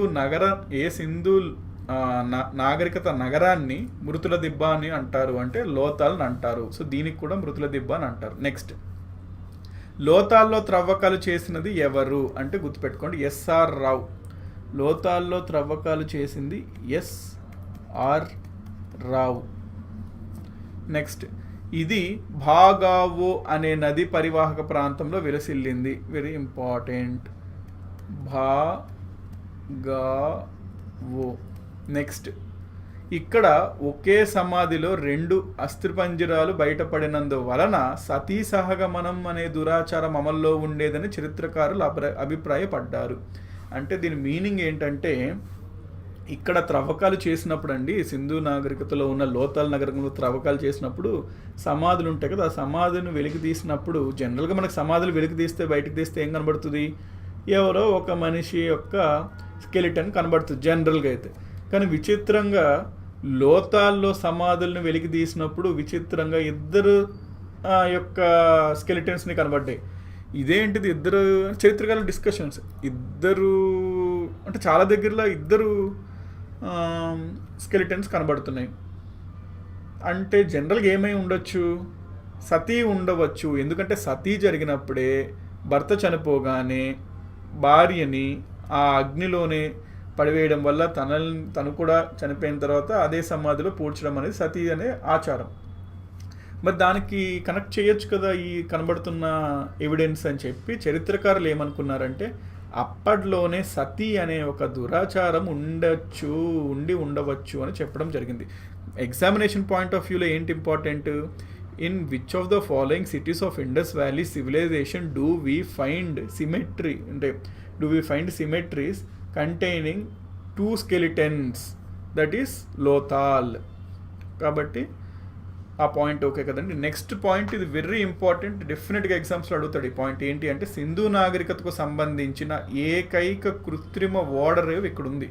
so artificial dock yard అంటాం ఇంగ్లీష్లో, అంటే కృత్రిమ ఆర్టిఫిషియల్ ఓడరేవ్, డాక్ యార్డ్ అంటే షిప్ యార్డ్ లాగా అండి, రేవ్ షిప్ పోర్ట్ అనమాట, ఆర్టిఫిషియల్ పోర్ట్, ఒక ఆర్టిఫిషియల్ డాక్ యార్డ్ మనకి లోతాల్లో కనబడింది.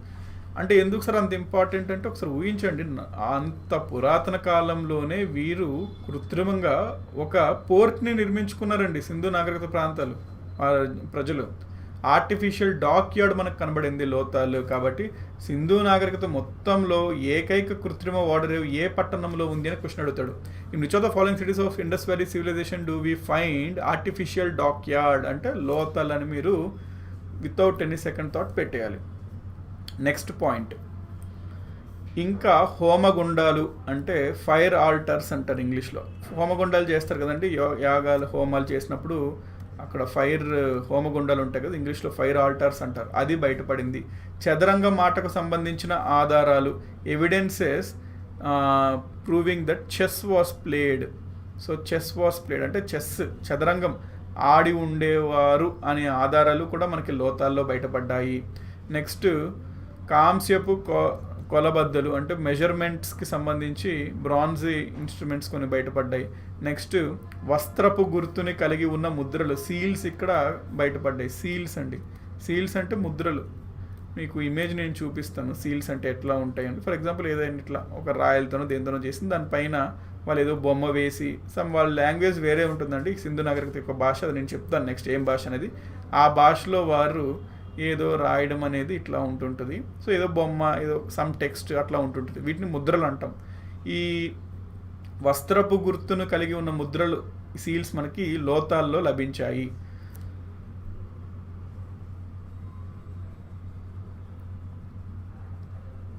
నెక్స్ట్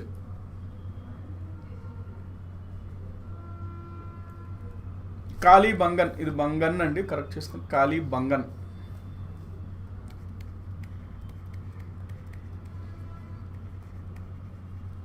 కాళీబంగన్ ఇది రాజస్థాన్లో ఉంటుంది. బిట్ ఒకటి, సింధు నాగరికత నగరం కాళీబంగన్ క్రింద ఏ ప్రస్తుత రాష్ట్రంలో ఉంటుంది? గుజరాత్, రాజస్థాన్, జమ్మూ అండ్ కాశ్మీర్. రాజస్థాన్ అని పెట్టాలి. రాజస్థాన్లోని గంగానగర్ జిల్లాలో కాళీబంగన్ ఉంది. ఇది ఘగర్, ప్రాచీనంలో సరస్వతి రివర్, ఈ రివర్నే ఒకప్పుడు సరస్వతిగా పరిగణించేవారు అని అంటారు. సో ఈ ఘగర్ అనే నది ఒడ్డున వెలసిల్లింది Kalibangan. So second question, second bit అది. కాళీబంగన్ అనే సింధు నాగరికత నగరం ఏది నది ఒడ్డున వెదజిల్లింది అంటే ఘగర్. థర్డ్ పాయింట్ ఏంటంటే, ఇక్కడ త్రవ్వకాలు చేసింది ఎవరు అంటే, థర్డ్ పాయింట్ గుర్తుపెట్టుకోండి, ఏకే ఘోష్. కాళీబంగన్ ప్రాంతంలో త్రవ్వకాలు చేసింది డాక్టర్ ఏకే ఘోష్.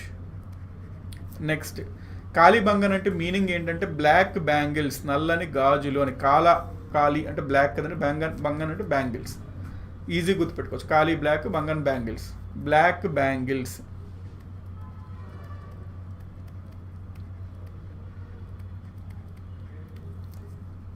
నెక్స్ట్ మనకి కాళీబంగన్లో ఏం దొరికింది అంటే భూమిని నాగలితో దున్నుతున్నట్లు ఆధారాలు మనకి లభించిన ఏకైక నగరం కాళీబంగన్. భూమిని నాగలితో దున్నునట్లుగా ఆధారాలు లభించిన ఏకైక నగరం కాళీబంగన్. ఇంగ్లీష్లో దీన్ని మనము ప్లవ్ అంటామండి, అంటే నాగలి. సో మనకి నాగలి ప్లవ్ అనేది ఎక్కడ దొరికింది అంటే కాళీబంగన్లో దొరికింది. అంటే సింధు నాగరికతలు అన్ని నగరాల్లో పరిశోధనలు చేసిన తర్వాత కాళీబంగన్ నగరంలో ఒక్క నగరంలోనే ఈ ఆనవాళ్ళు లభించింది. ఏంటి? నాగలితో ప్లవ్తో భూమిని త్రవ్వి ఉండేవారు, వాళ్ళు భూమిని త్రవ్వారు అనే ఆనవాళ్ళు మనకు కనబడుతుంది. సో ఇవన్నీ రిగార్డింగ్ కాళీబంగన్. నెక్స్ట్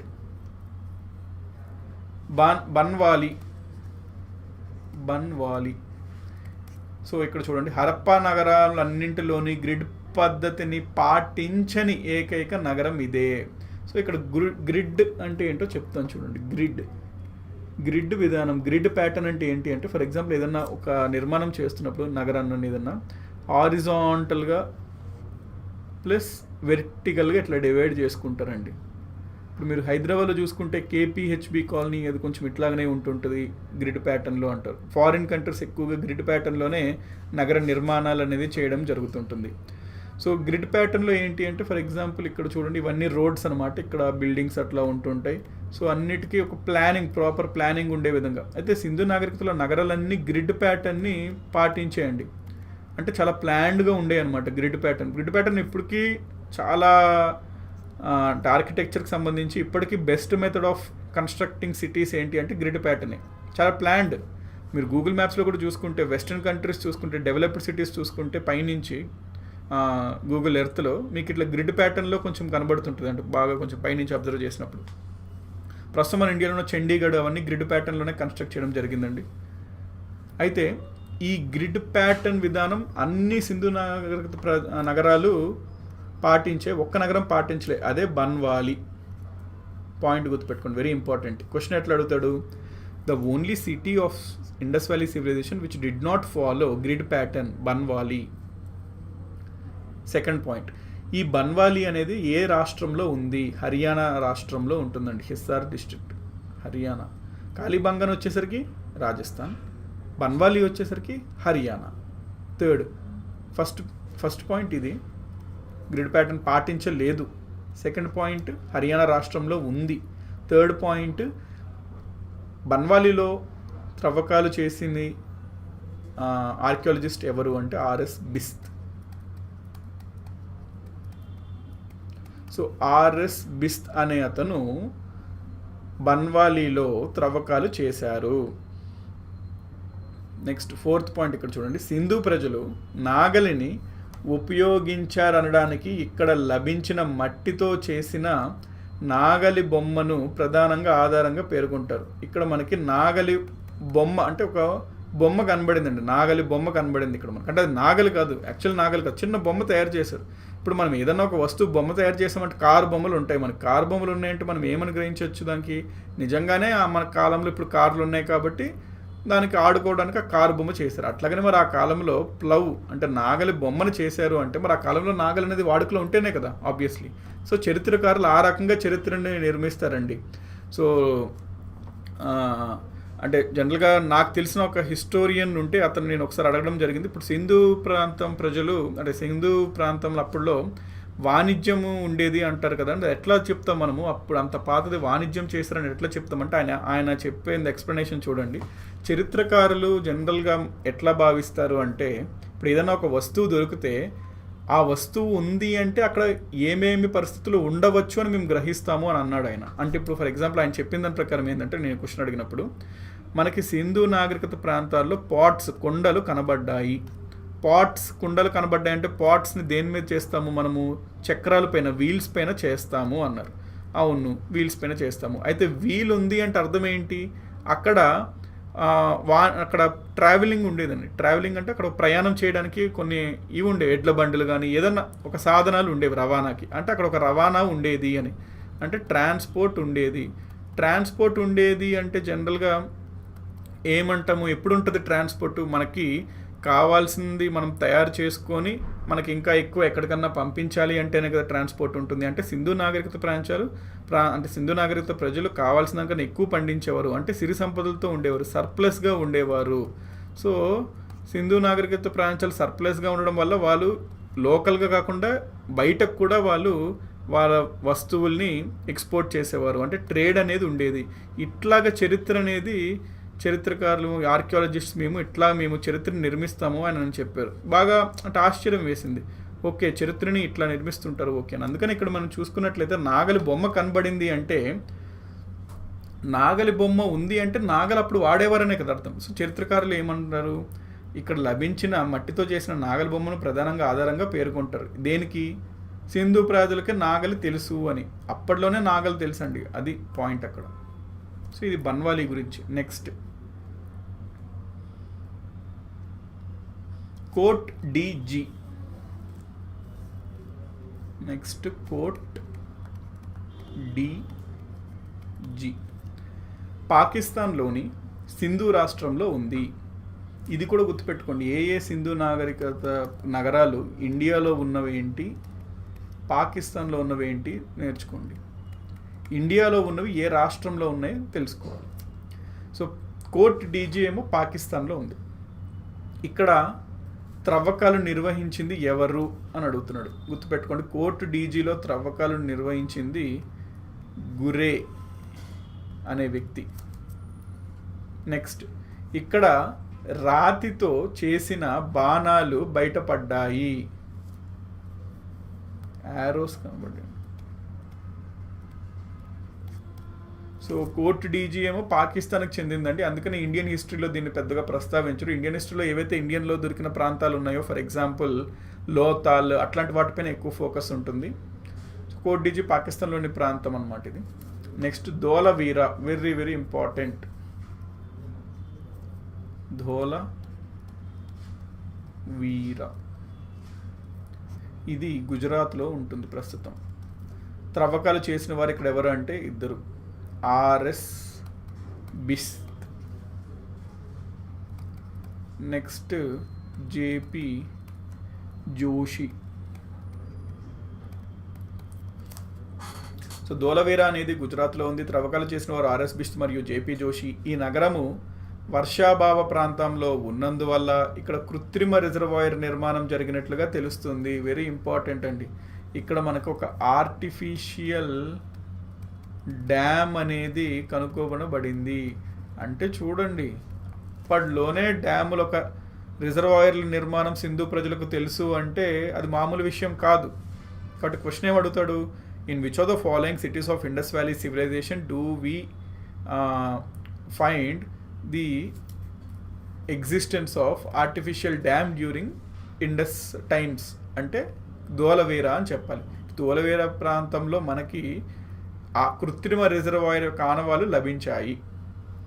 నెక్స్ట్ ఇంకో ఇంపార్టెంట్ పాయింట్ ఏంటంటే, మనకు అప్పట్లోనే ఒక స్టేడియం కూడా కనబడింది. స్టేడియం కూడా ఉన్నట్లు చరిత్రకారులు భావిస్తారు, ఎందుకంటే అక్కడ ఒక స్టేడియం కూడా బయటపడింది అనమాట. స్టేడియంలో ఏం ఆడేవారు కాదండి ఇంపార్టెంట్, ఇక్కడ ఏంటంటే ఒక స్టేడియం బయటపడింది.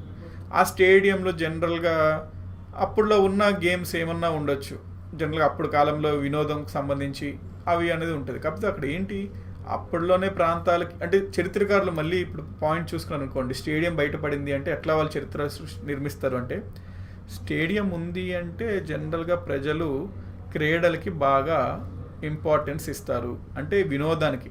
సో వీళ్ళు ఎంటర్టైన్మెంట్ లవింగ్ పీపుల్ అన్నట్టు అనుకుంటారు. కల్చర్లో సమాజంకి వచ్చేసరికి సింధు నాగరికత ప్రజలు వచ్చేసరికి ఫన్ లవింగ్ పీపుల్ అని ఒక పాయింట్ ఉంటుందన్నమాట మనకి. సింధు నాగరికత ప్రజలు ఫన్ లవింగ్ పీపుల్.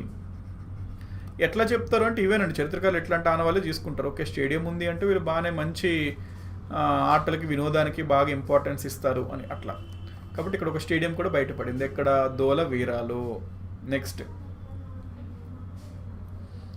మిగిలిన సింధు నాగరికలకు భిన్నంగా ఈ నగరం 2కు బదులు 3 విభాగాలుగా విభజితమైంది. వెరీ ఇంపార్టెంట్ పాయింట్ ఇది. ఇక్కడ నేను ఎక్స్ప్లెయిన్ చేస్తా చూడండి. నేను ఇక్కడ మీకు క్వశ్చన్ అడుగుతాను, చెప్పండి.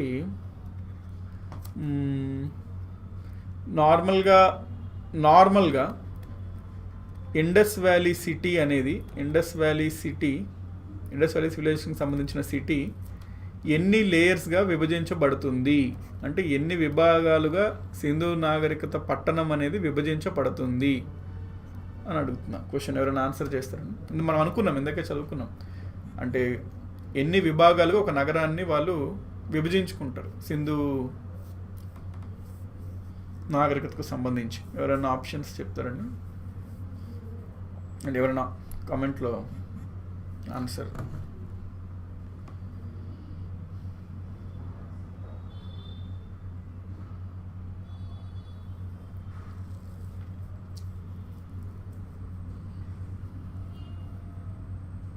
Very good. ఫస్ట్ ఆన్సర్ ఇచ్చింది లలిత ఘనాపురం, 2 layers అని. సో అబ్సల్యూట్లీ కరెక్ట్ అండి, 2 layers. ఇందాక మనం అనుకున్నాము every city of Indus valley civilization is divided into 2 layers. So ఆ 2 layers ఉంటుంది ప్రతి ఇండస్ వ్యాలీ సివిలైజేషన్. కానీ ఇండస్ వ్యాలీ సివిలైజేషన్లో ఒక్క సిటీ మాత్రం 3 layers విభజించబడింది. ఒకటి లోవర్ టౌన్, అన్నిటికన్నా పైన ఉండేది అప్పర్ టౌన్, మధ్యలోని మిడిల్ టౌన్ అనేది ఉండేది ఒక్క నగరంలో మాత్రం. ఏంటా నగరం అంటే ధోలవీర. ఏంటా నగరం అంటే ధోలవీర. సో ఇది కేవలం ఏకైక నగరం అన్నమాట, ఈ 3 layers కనబడిన నగరం. So the only city of Indus valley civilization which is divided into 3 layers is known as is ఏంటి అంటే ధోలవీర. సో ఈ పాయింట్ ఓకే కదండి. నెక్స్ట్, ఓకే, సింధు నాగరికత యొక్క ముఖ్య లక్షణాలు చూద్దామండి. ఇప్పుడు మనము సింధు నాగరికతలో ముఖ్య పట్టణాల గురించి ఆల్రెడీ ఇందాక చదివాము. ఇప్పుడు సింధు నాగరికత యొక్క ముఖ్య లక్షణాలు తెలుసుకోవాలి. ఎందుకంటే మన భారతదేశంలో అంత ప్రాచీన కాలంలోనే ఒక గొప్ప నాగరికత ఉండేది అంటే అది మనకి గర్వించదగ్గ విషయం. మరి అంత గర్వించదగ్గ విషయాలు సింధు నాగరికత ఏమున్నాయో తెలియాలి కదా. రేపు పొద్దున్న ఎవరన్నా విదేశీయులను ఎవరన్నా వచ్చి, బాబు నువ్వు గొప్పగా చెప్పుకుంటున్నావు, అంత పాతకాలంలోనే మాకు సింధు నాగరికత గొప్ప నాగరికత ఉంది అని, ఏంటి ఆ సింధు నాగరికత గొప్ప అని అడిగారు అనుకోండి, ఒక సింపుల్ క్వశ్చన్ మనకి, మనం అక్కడ చెప్పుకోలేని స్థితిలో ఉంటే అది చాలా హాస్యంగా ఉంటుంది. ఎందుకంటే మనం అంత ప్రొజెక్షన్ ఇచ్చినప్పుడు సింధు నాగరికతకి వీ హ్యావ్ టు ప్రూవ్ అనమాట ఏంటి దానికి అంత గొప్ప అని. అది తెలిపేదే ఇప్పుడు ఈ టాపిక్. ఏంటి సింధు నాగరికతకు ముఖ్య లక్షణాలు. ఫస్ట్ది urban planning. First special feature of Sindhu civilization ఏంటంటే అర్బన్ ప్లానింగ్. ఓకే, నేను మీకు స్టార్టింగ్ నుంచి ఒక పాయింట్ స్ట్రెస్ చేస్తున్నాను. ఏంటంటే సింధు నాగరికత అనేది నగరీకృత కలిగింది, అంటే అర్బనైజ్ కలిగింది. సో సింధు ప్రజలు ప్రధానంగా నగరవాసులు. ఈ నగరాలు అనేక ప్రాంతాల్లో విస్తరించి ఉన్నా వాటి నిర్మాణ శైలి, నగర ప్రణాళిక మొదలైన అంశాలలో ఏకరూపత కనిపించడం వల్ల విశిష్ట లక్షణంగా చెప్పవచ్చు. ఇక్కడ నేను చెప్తాను చూడండి ఏమేమి చెప్తున్నాడు. మనకి సింధు నాగరికత అనేది చాలా పెద్ద ఏరియాలో స్ప్రెడ్ అయి ఉంది, చాలా పెద్ద ఏరియాలో మొత్తం ఇట్లా స్ప్రెడ్ అయి ఉంది. సో మరి ఇంత పెద్ద ఏరియాలో స్ప్రెడ్ అయి ఉన్నప్పుడు ఇక్కడ ప్రధానంగా మనకి చాలా నగరాలు ఉండేవి సింధు నాగరికత సంబంధించి. అవి చాలా దూరంలో ఉండేవి. అయితే ఇంత విస్తారమైన పెద్ద ప్రదేశంలో సింధు నాగరికతకు చెందిన నగరాలు విస్తరించి ఉన్నప్పటికీ ఆ నగరాల యొక్క లక్షణాలు చూసుకున్నట్లయితే ఆల్మోస్ట్ అన్ని నగరాల్లో ఒకే రకమైన లక్షణాలు కనబడుతున్నాయి మనకి. అంటే దాదాపుగా ప్రతిదీ 2 layers ఆ రకంగా. సో అన్నిట్లో మనం చూసుకున్నట్లయితే దాదాపుగా ఒకటే అన్ని అంశాలు, చాలా అంశాలలో, నగర ప్రణాళిక అంశాల్లో, నిర్మాణ శైలి అంశాలు, అంటే వాళ్ళ యొక్క నిర్మాణ శైలిలో, అంటే కన్స్ట్రక్షన్స్లోని, అర్బన్ టౌన్ ప్లానింగ్స్లోని, వాటన్నిటిలో యూనిటీ కనబడుతుంది. అంటే అన్ని ప్లేసెస్లో ఒకేలాగా ఉంది. ఇది కనిపించడం అనేది ఒక important special feature of Sindhu. So urban town planning అనేది ఫస్ట్ ఫీచర్. నెక్స్ట్, ప్రతి నగరాన్ని 2 విభాగాలుగా విభజించారు. ఇది second feature. So every city of Indus valley is divided into 2 layers. Upper టౌన్లో, ఎగువ భాగంలో ఉన్నత వర్గాల వారు నివసించేవారు. నగర నిర్మాణానికి గ్రిడ్ పద్ధతిని అనుసరించారు. మనం అనుకున్నాం కదండి, ప్రతి నగరంలో గ్రిడ్ విధానం అనేది ఉండేది సింధు నాగరికతలో అంటే మరి ప్రతి నగరంలో ఉండేది. అదొక మరి గ్రిడ్ ప్యాటర్న్. అప్పటి రోజుల్లోనే గ్రిడ్ ప్యాటర్న్ అంటే అది చాలా ఇప్పటికీ మన చాలా నగరాలకి గ్రిడ్ ప్యాటర్న్ లేదండి. మరి అట్లాంటిది అప్పట్లోనే సింధు నాగరికత ప్రాంతాలు గ్రిడ్ ప్యాటర్న్ పాటించేవారు. అయితే ఆప్షన్స్ ఫాస్ట్గా ఎవరైనా చెప్పండి. సింధు నాగరికత నగరాల్లో ఒక నగరానికి గ్రిడ్ ప్యాటర్న్ పాటించలేదు ఏకైక నగరం. సో ఏ సింధు నగరం గ్రిడ్ ప్యాటర్న్ లేని ఏకైక నగరం ఎవరైనా ఫాస్ట్గా ఆప్షన్ చేయండి.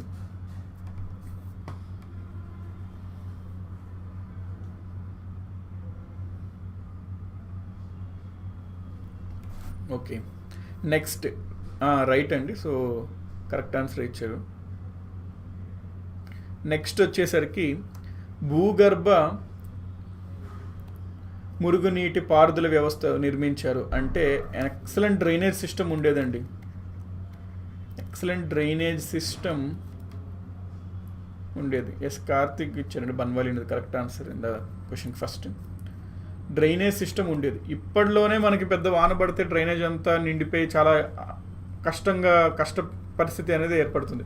అట్లాంటిది ఆ కాలంలోనే వాళ్ళకి పక్కా ప్లానింగ్ ఉన్న డ్రైనేజ్ వ్యవస్థ ఉంది. సో అది ఒక లక్షణం. అంటే రేపు పొద్దున ఎవరైనా వచ్చి సింధు గొప్ప ఏంటయ్యా అంటే చెప్పాలి అంత పాతకాలంలోనే మరి డ్రైనేజ్ వ్యవస్థ ఉండేదయ్యా, చాలా గొప్ప విషయం అది. అప్పట్లోనే గ్రిడ్ ప్యాటర్న్ పాటించేవారయ్యా. ఫస్ట్ అప్పట్లోనే టౌన్ ప్లానింగ్లు ఉండేవి, పెద్ద పెద్ద నగరాలు ఉండేవి, ఎంత దూరం విస్తరించి ఉన్న నగరాలన్నింటిలో అంటే సిమిలర్ ఫీచర్స్ ఉండేవి అట్లాగా. నెక్స్ట్ నిర్మాణాల్లో కాల్చిన ఇటుకలను ఉపయోగించారు. వెరీ ఇంపార్టెంట్ అండి. బర్న్ట్ బ్రిక్స్ని ఉపయోగించారు. ఎప్పుడన్నా ఒక ఇటుకల్ని కాలుస్తే దాని యొక్క బలం ఇంకా బాగా పెరుగుతుంది. అందుకని కాల్చిన ఇటుకలు వాడితే చాలా మంచిది అనమాట నార్మల్ ఇటుకల కన్నా. మరి ఇటుకలు వాడడమే అసలు చాలా గొప్ప విషయం నెంబర్ 1. అట్లాంటిది వాళ్ళు కాల్చిన ఇటుకలను వాడేవారు. ఇది మరి ఒక ప్రధానమైన లక్షణం ఇండస్ వ్యాలీకి సంబంధించి. సో ఇండస్ వ్యాలీ ప్రజలు, సింధు ప్రజలు నిర్మాణాలలో కాల్చిన ఇటుకలను ఉపయోగించేవారు అనేది వెరీ ఇంపార్టెంట్. నెక్స్ట్ ఎగువ పట్టణం చుట్టూ పటిష్టమైన కోటగోడను నిర్మించారు. మనం అనుకున్నాం కదండి, ఏమంటాము వీటిని? సిటాడెల్ అంటాము. ఈ ఎగువ పట్టణము దిగువ పట్టణం అని ఉంటుంది. ఈ ఎగువ పట్టణం చుట్టూ ఒక పటిష్టమైన కోట గోడను నిర్మించారు, సిటాడెల్. సో సిటాడెల్ లేని ఏకైక సింధు నగరం ఏదండి? ఆప్షన్స్లో ఎవరన్నా టైప్ చేయండి. సిటాడెల్ లేని ఏకైక సింధు నగరం. సో ఈ సిటాడెల్ ఉండేది అనేది కూడా ఒక ముఖ్యమైన లక్షణమే. నెక్స్ట్ సింధు నాగరికతకు సంబంధించి సామాజిక వ్యవస్థ ఏ విధంగా ఉండేదండి? సోషల్ కండిషన్స్ ఏ విధంగా ఉండేవి అప్పుడులో అనేది మనం ఇప్పుడు చూడబోతున్నాం. ఫస్ట్ పాయింట్, సింధు సమాజం భిన్న జాతుల కలయికతో ఏర్పడిందండి. అంటే అక్కడ సమాజం చూసుకుంటే, అక్కడ ప్రజలు చూసుకుంటే అందరూ ఒకటే జాతికి చెందినవారు కాదు, భిన్న జాతుల కలయికతో ఏర్పడింది. అంటే రకరకాల జాతుల వారు నివసించేవారు. ఇక్కడ జాతులు అంటే కాస్ట్ అని మాత్రం అనుకోకండి. ఎందుకంటే కాస్ట్ అనే కాన్సెప్ట్ అసలు అప్పటికి తెలియని కాన్సెప్ట్, అసలు అప్పటికి రాలేదండి. కాస్ట్ అనేది చాలా తర్వాత వచ్చిన కాన్సెప్ట్, అప్పటికి అది తెలియదు. సో ఇక్కడ జాతులు అంటే మీనింగ్ రేస్ అండి. రేస్ అంటే అర్థం ఏంటి? ఇప్పుడు ఫర్ ఎగ్జాంపుల్ చైనా ప్రాంతంలో అక్కడ ఉంటున్న వాళ్ళని, కొంచెం అటు ఈస్ట్ ఉంటున్న వాళ్ళని మంగలాయిడ్స్ అంటారు. అది వాళ్ళ రేస్ అనమాట, వాళ్ళ జాతి అది. సో ఈ మీనింగ్ రేస్ తీసుకోవాలి జాతులు అంటే, కాస్ట్ అని తీసుకోకూడదు. నెక్స్ట్ చాన్హుదారో అని చాలామంది ఇందాక ఆప్షన్స్ ఇచ్చారండి. అవును, అది రైట్, గుడ్. అట్లాగా మనకి ఇవే అండి క్వశ్చన్స్ అడిగేవి ఇవే. ఇప్పుడు మీరు ఎట్లాగైతే ఆన్సర్ చేస్తున్నారో అదేవిధంగా ఎగ్జామ్లో ఆన్సర్ చేస్తే ఇంకా డెఫినెట్లీ ఆ పర్పస్ సర్వ్ అయినట్టే కదా మంది. సో ఎగ్జామ్లో కూడా మనం చదువుకున్న ప్రతి పాయింట్ అటెంప్ట్ చేసే విధంగా మనం ఉండాలండి. నెక్స్ట్ అదే భిన్న జాతుల కలయికతో ఏర్పడింది అంటున్నాడు. ఏంటి భిన్న జాతులు? మెడిటేరియన్ జాతికి చెందినవారు అధిక సంఖ్యలు. కాబట్టి మెజారిటీ సింధు నాగరికత ప్రజలకు వస్తే, సమాజంకి వస్తే మెజారిటీ ఏ జాతి వారు అంటే మెడిటరేనియన్ జాతి వాళ్ళు ప్రధానంగా. అయితే వాళ్ళతో పాటు వేరే వాళ్ళు కూడా ఉండేవారు. ఎవరెవరు అంటే మంగలాయిడ్స్ ఉండేవారు.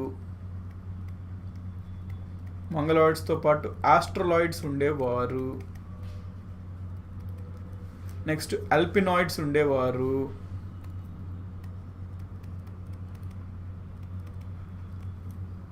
వీళ్ళు చెందిన ప్రజలు ఇక్కడ నివసించేవారు.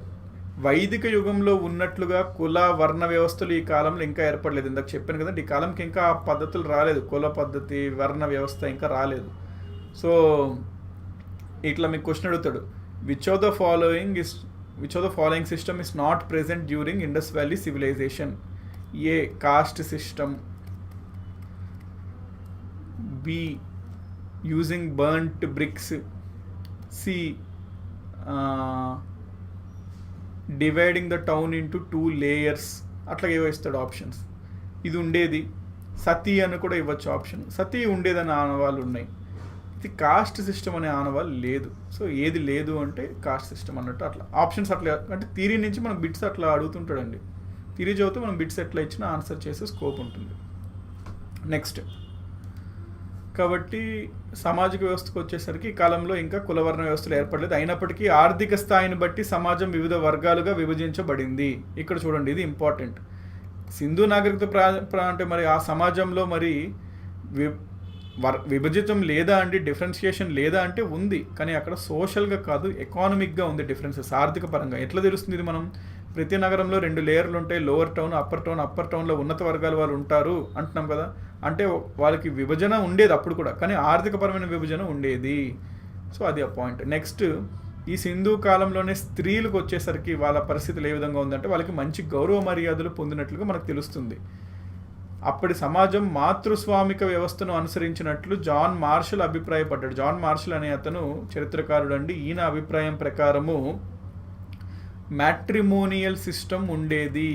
ఎక్కడెప్పుడు అంటే ఇండస్ వ్యాలీ టైమ్స్లో మ్యాట్రిమోనియల్ సిస్టమ్ ఉండేది. మాతృస్వామ్యక వ్యవస్థ ఇప్పుడు మనం ఫాలో అయ్యేది ప్యాట్రియార్కియల్ సొసైటీ. మ్యాట్రిమోనియల్ కదండి, మ్యాట్రియార్కియల్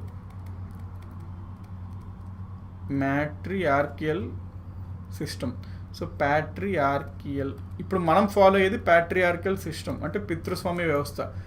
అప్పుడులో మాతృస్వామ్య వ్యవస్థ అనేది ఉండేది అని ఎవరంటున్నారు? జాన్ మార్షల్ అభిప్రాయపడ్డాడు. జాన్ మార్షల్ ఎందుకు అట్లా అభిప్రాయపడ్డాడు అంటే మనకి కొన్ని సింధు నాగరికత ప్రాంతాల్లో మనకి అమ్మ దేవత, మదర్ గాడెస్ అనే కొన్ని విగ్రహాలు మనకు దొరికాయి. ప్లస్ స్త్రీలకు బాగా ఇంపార్టెన్స్ ఉన్నట్టు కొన్ని తెలిసినాయి. మనకు స్త్రీలకు అంత ఇంపార్టెన్స్ ఇస్తున్నారు అంటే అమ్మ దేవత కూడా బయటపడింది అంటే మేబీ వాళ్ళు మాతృస్వామ్య వ్యవస్థని పాటించేవారేమో అని చెప్పి జాన్ మార్షల్ అభిప్రాయపడ్డాడు. సో రేపు పొద్దున క్వశ్చన్ ఇట్లా అడుగుతాడు, జాన్ మార్షల్ ప్రకారం ఇండస్ వ్యాలీ సివిలైజేషన్ ఏ వ్యవస్థని ఫాలో అయ్యి ఉండవచ్చు అంటే మాతృస్వామ్య వ్యవస్థ, మ్యాట్రియార్కియల్ సిస్టమ్. సో ఇదండి సామాజిక వ్యవస్థ. నెక్స్ట్కి వచ్చేసరికి ఆర్థిక వ్యవస్థ. సింధు ప్రజల ప్రధాన వృత్తి వ్యవసాయం. చాలా వరకు హిస్టరీలో మనం అన్నీ చదువుతామంటే అందరిది వ్యవసాయమే ఉంటుంది. చాలా వరకు హిస్టరీలో ఏది అడిగినా వ్యవసాయమే. సో రేపు పొద్దున ఏదైనా క్వశ్చన్ వచ్చింది అనుకోండి, మౌర్యుల ప్రధాన వృత్తి ఏది, కాకతీయుల ప్రధాన వృత్తి ఏది, విజయనగర సామ్రాజ్యం వల్ల ప్రధాన వృత్తి ఏది, ఏది అడిగినా చరిత్రలో మీరు ప్రధాన వృత్తి ఎప్పటికీ కూడా చరిత్రలో మనకు వ్యవసాయమే ఉంటుంది. మీరు వ్యవసాయం అనేది పెట్టేసేయచ్చు. నెక్స్ట్, పశు పోషణ అంటే యానిమల్ హస్బెండరీ, పరిశ్రమలు, ఇండస్ట్రీస్, వ్యాపార వాణిజ్యాలకు, ట్రేడ్కు కూడా ప్రాధాన్యం ఉండేది. నెక్స్ట్, ప్రధాన పంటలు వచ్చేసరికి గోధుమ, బార్లీ, వరి కూడా పండించినట్లు లోదాల్ రంగాపూర్లోని ఆధారాలు లభించాయి. సో గోధుమ ఉండేది, వీట్, బార్లీ, రైస్, ప్యాడీ అనేది కూడా పంటలు పండించేవారని మనకి తెలుస్తుంది. దాని తర్వాత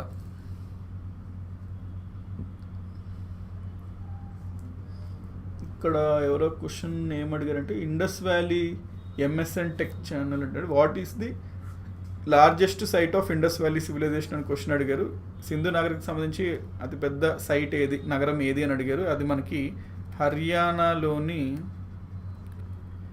రాఖీగడి అనే పట్టణం ఉంటుందండి. ఇది ఒక సైట్ అనమాట. సో ఇది రాఖీగడి హర్యానాలోని ఇండస్ వ్యాలీలో అన్నిటికన్నా పెద్ద నగరంగా మనం చెప్పుకుంటాము. నెక్స్ట్, అంటే జనరల్గా అయితే మనం అప్పటి వరకు పాకిస్తాన్ ఉన్న మొహెంజోదారోగా భావించాము, కానీ రీసెంట్ త్రవ్వకాల రాఖీగడి ఇంకా పెద్ద, మొహెంజోదారో కన్నా పెద్దగా ఉంది ఇది అని రాఖీగడి పెద్ద సైట్ అన్నట్టు చరిత్రకారులు నిర్ణయించారు. అయితే ఆధారాలు ఉన్నాయి. సింధు పరివాహక ప్రాంతం అత్యంత సారవంతంగా ఉండేది. మనం అనుకున్నాం కదండి, సింధు ప్రాంతం అనేది సింధు నది మరియు దాని యొక్క 5 ఉపనదుల యొక్క నది లోయల మధ్యలో ఏర్పడింది. అందుకనే చాలా సారవంతంగా ఉండేది. పశుపోషణలో భాగంగా ఎద్దులు, గేదెలు, గొర్రెలు, మేకలు, కుక్కలు, గాడిదలు, ఒంటెలు మొదలైన జంతువులను మచ్చిక చేసుకున్నట్లు ఆధారాలు లభించాయి. సో ది డొమెస్టికేటెడ్ యానిమల్స్ అనమాట. ఎందుకు అంటే అవి వాళ్ళకి యూస్ఫుల్ అవుతాయి ప్రజలకన్నా. వాళ్ళకి అప్పటికే తెలుసు how to domesticate animals, which animals to be domesticated అవన్నీ. నెక్స్ట్ పట్టణాల్లోకి వచ్చేసరికి పరిశ్రమలు బాగా అభివృద్ధి చెందాయి. K3 బెలుచిస్తాన్ ఈ ప్రాంతాల నుంచి రాగిని, కాపర్ని, ఆఫ్ఘనిస్తాన్ నుంచి తగరాన్ని, ఇతర ప్రాంతాల నుంచి వివిధ రకాల లోహాలను అంటే మెటల్స్ అండి. సింధు ప్రాంతాల వారు మెటల్స్ని వేరే ప్రాంతాల నుంచి వారు ఇంపోర్ట్ చేసుకొని తెచ్చుకొని ఆ మెటల్స్ ద్వారా వారు ఆయుధాలు, ఆభరణాలు అనేవి తయారు చేసుకునేవారు. అంటే ఒకటి ఇక్కడ గ్రహించాల్సిన విషయం ఏంటంటే వాళ్ళకి వాణిజ్యం ఉండేది, నెక్స్ట్ వాళ్ళకి టెక్నాలజీ కూడా ఉంది. ఆ మెటల్స్ని ఉపయోగించుకొని, లోహాలని ఉపయోగించుకొని ఏ విధంగా ఉపయోగపడే ఆయుధాలను మరియు ఆభరణాలను తయారు చేసుకోవచ్చు అని. నెక్స్ట్ వస్త్ర పరిశ్రమ కూడా ప్రముఖంగానే ఇక్కడ ఈ టైంలో ఉండేది. సో వీరు అపియరెన్స్కి బాగా ఇంపార్టెన్స్ ఇచ్చేవారండి సింధు ప్రాంతాలు. బ్యూటీ కాన్షియస్ ఉమెన్ పీపుల్ అనమాట ఈ సింధు ప్రజలు. సో వస్త్ర పరిశ్రమ కూడా ప్రముఖంగానే ఉండేది. వీరు నూలు, ఉన్ని వస్త్రాలు తయారు చేశారు. త్రవ్వకాల్లో చాలా చోట్ల రాట్నాలు బయటపడ్డాయి అంటే మీనింగ్ ఏంటండి, వస్త్ర పరిశ్రమ అనేది చాలా విస్తారంగా ఉండేది అని. నెక్స్ట్ ఇటుకలు, సీళ్ళు, కుండలు, ఆట బొమ్మలు, పూసలు, గవ్వలతో ఆభరణాలు తయారీ, నౌకల నిర్మాణం వంటివి ఇతర పరిశ్రమలు ముఖ్యమైనవి. నౌకల నిర్మాణం అంటే షిప్ బిల్డింగ్ అంటాము. గవ్వలతో ఆభరణాలు తయారీ, గవ్వలు ఉంటాయి కదండి, షెల్స్ అంటాము, దాంతో ఆభరణాలు చేసేవారు గవ్వలతో. పూసలు అంటే బీడ్స్ అంటాం ఇంగ్లీష్లో. ఆట బొమ్మలు అంటే టాయ్స్. కుండలు అంటే పాట్స్. సీల్స్, ఇంగ్లీష్లో దీన్ని సీల్స్ అంటాము. ఇటుకలు అంటే బ్రిక్స్, బర్ంట్ బ్రిక్స్ వాడేవారు ఇందాక మనం చదువుకున్నాం ఇండస్ వ్యాలీ సివిలైజేషన్. సో ఇది ఆర్థిక వ్యవస్థ అండి. నెక్స్ట్ వీరు దేశీయ, విదేశీయ వాణిజ్యాన్ని కొనసాగించారు. అంటే ఇంటర్నల్గా ట్రేడ్ చేసుకున్నారు, విదేశీయులతో కూడా ట్రేడ్ చేసుకున్నారు. మెసొపటోమియాలతో ట్రేడ్ చేసుకునేవారు అనమాట వీరు ముఖ్యంగా. నెక్స్ట్ మొహెన్జదారో ప్రముఖ వాణిజ్య కేంద్రంగా ఉండేది. ప్రశ్న ఇదే, క్రింద ఏ సింధు నాగరికత నగరం ప్రధాన వాణిజ్య కేంద్రంగా ఉండేది? ఏబిసిడీని ఇచ్చినప్పుడు మొహెన్జదారోని మనం ఆన్సర్ చేయాలి. నెక్స్ట్ త్రవ్వకాలు చేసినప్పుడు త్రవ్వకాల్లో ధాన్యాగారాలు, సీళ్లు, తూనికలు, కొలతలు, ఎడ్ల బండ బొమ్మలు, నౌకలు బొమ్మలు మొదలైనవి వాణిజ్యానికి సంబంధించిన ఆధారాలు అందిస్తున్నాయి. మనకు త్రవ్వకాలు కనబడుతున్నప్పుడు ఎక్కువగా ఎడ్ల బొమ్మలు కనబడుతుంది. ఆ బొమ్మలకు సంబంధించి ఎడ్ల బండి ఎక్కువగా ఉన్న బొమ్మలు ఉన్నాయంటే ఎడ్ల గంటలు బాగా ఎక్కువగా అప్పట్లో ఉండేవి అని. అంటే ఎడ్ల బండ్లు దేనికి వాడతారు? వాణిజ్యానికి కదా. అంటే ఒక వస్తువు తయారు చేసినప్పుడు ఇంకో దగ్గర ప్రదేశానికి తీసుకువెళ్ళాలన్నప్పుడు. సో కొలతలు, తూనికలు ఉన్నాయంటే ఏంటండి, వ్యాపారం చేసినప్పుడే కదా ఈ వస్తువు యొక్క కొలతలు ఇంత, దానికి రిటర్న్ ఎంత మాకు వస్తాయి ఇవన్నీ. కాబట్టి తూనికలు, కొలతలు, ధాన్యాగారాలు అంటే ఎక్కువగా పండించి ధాన్యాగారాల్లో స్టోర్ చేసుకునేవారు. ఇవన్నీ కనబడుతున్నాయి అంటే మీనింగ్ ఏంటి? వాణిజ్యానికి సంబంధించిన ఆధారాలు అనమాట ఇవి. దీన్ని బట్టి చరిత్రకారులు ఏం చెప్తున్నారు, సింధు ప్రాంతంలో సింధు నాగరికతకు సంబంధించి వాణిజ్యం అనేది చాలా చురుగ్గా జరిగేది అని. తర్వాత దేశీయ వ్యాపారానికి వీరు ఎడ్ల బండ్లు, పడవలను ఉపయోగించేవారండి. విదేశీ వ్యాపారం చాలా దూరం కాబట్టి రెండు పనికిరావు కాబట్టి అప్పుడు భారీ నౌకలను ఉపయోగించేవారు.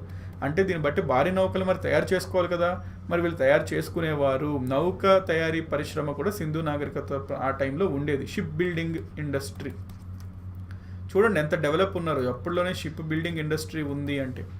నెక్స్ట్ వీరి విదేశీ వాణిజ్యం వచ్చేసరికి అంటే ఎక్స్టర్నల్ ట్రేడ్ వచ్చేసరికి ప్రధానంగా మెసొపటోమియాతో కొనసాగింది. చాలామందితో ఉండేది, ప్రధానంగా ఎవరితో ఉండేది అంటే మెసొపటోమియంతో ఉండేది. నెక్స్ట్ మెసొపటోమియంలో మనకు కొన్ని శాసనాలు దొరికాయండి. అక్కడ శాసనాల్లో ఈ సింధు ప్రాంతం యొక్క ప్రస్తావన కనబడేది. మేము సింధు ప్రాంతం వాళ్ళతో వాణిజ్యం బాగా చేసుకునే వాళ్ళము, మేము పలానా వస్తువులు వాళ్ళకి పంపించే వాళ్ళం, వాళ్ళ దగ్గర నుంచి పలానా వస్తువులు తెచ్చుకునే వాళ్ళము అని ఉంది. అయితే వాళ్ళ శాసనాలలో ఈ సింధు ప్రాంతాన్ని వారు మెలూహా అని పిలిచేవారు. వెరీ ఇంపార్టెంట్ అండి, ఇది ఆల్మోస్ట్ ఎవ్రీ ఎగ్జామినేషన్లో అడుగుతున్నాడు. సింధు ప్రాంతం ప్రజలని మెసొపటోమియం వాళ్ళు ఏమని పిలిచేవారు అంటారు, ఒక రకమైన క్వశ్చన్. దీన్నే మెసొపటోమియం వాళ్ళు మెలూహా అని ఎవరిని పిలిచేవారు? సింధు ప్రాంతాల ప్రజల్ని, ఆర్యుల్ని, మౌర్యుల్ని, అట్లాగే ఏదో క్వశ్చన్స్ వస్తాడు. సో సింధు ప్రాంతంలో ఉన్న ప్రాంతాల ప్రజల్ని వీరు మెలూహాస్ అని పిలిచేవారు. ఎవరు? మెసొపటోమియా. అది ఎట్లా తెలుస్తుందంటే అక్కడ దొరికిన శాసనాలు బట్టి మనకి తెలుస్తుంది.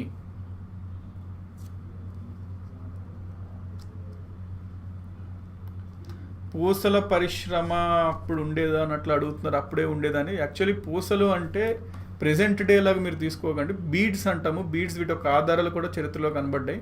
అంటే ఏదైనా చిన్న రాయిల్లాగా సమ్ కలర్స్ రాయిల్లాగా ఇట్లా చేసుకొని ఒక త్రాడుతో అట్లా వేసుకొని సమ్ బీడ్స్ పూసలు అంటే ఇప్పుడు ప్రెజెంట్ డే పూసలు అంతా టెక్నాలజీ అప్పుడే ఉందా అట్లా తీసుకోకూడదండి.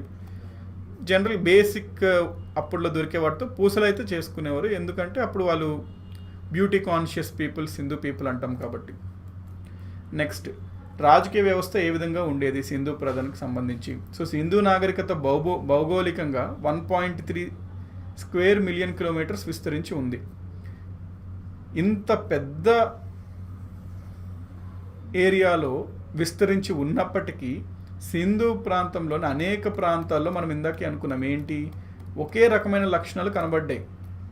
సో ఇంత విస్తీర్ణం కలిగి ఉంది అయినప్పటికీ అనేక అంశాల్లో ఏకరూపత అంటే సిమిలర్ ఫీచర్స్ కనబడుతున్నాయి, మనకి సమగ్రత కనిపిస్తుంది. ఉదాహరణ చూసుకుంటే గ్రిడ్ పద్ధతిలో పట్టణాల నిర్మాణం, భూగర్భ మరుగునీటి పారుదల అంటే అండర్ గ్రౌండ్ డ్రైనేజ్ సిస్టమ్, ఇటుకల నిర్మాణంలో ప్రమాణాలు చూసుకుంటే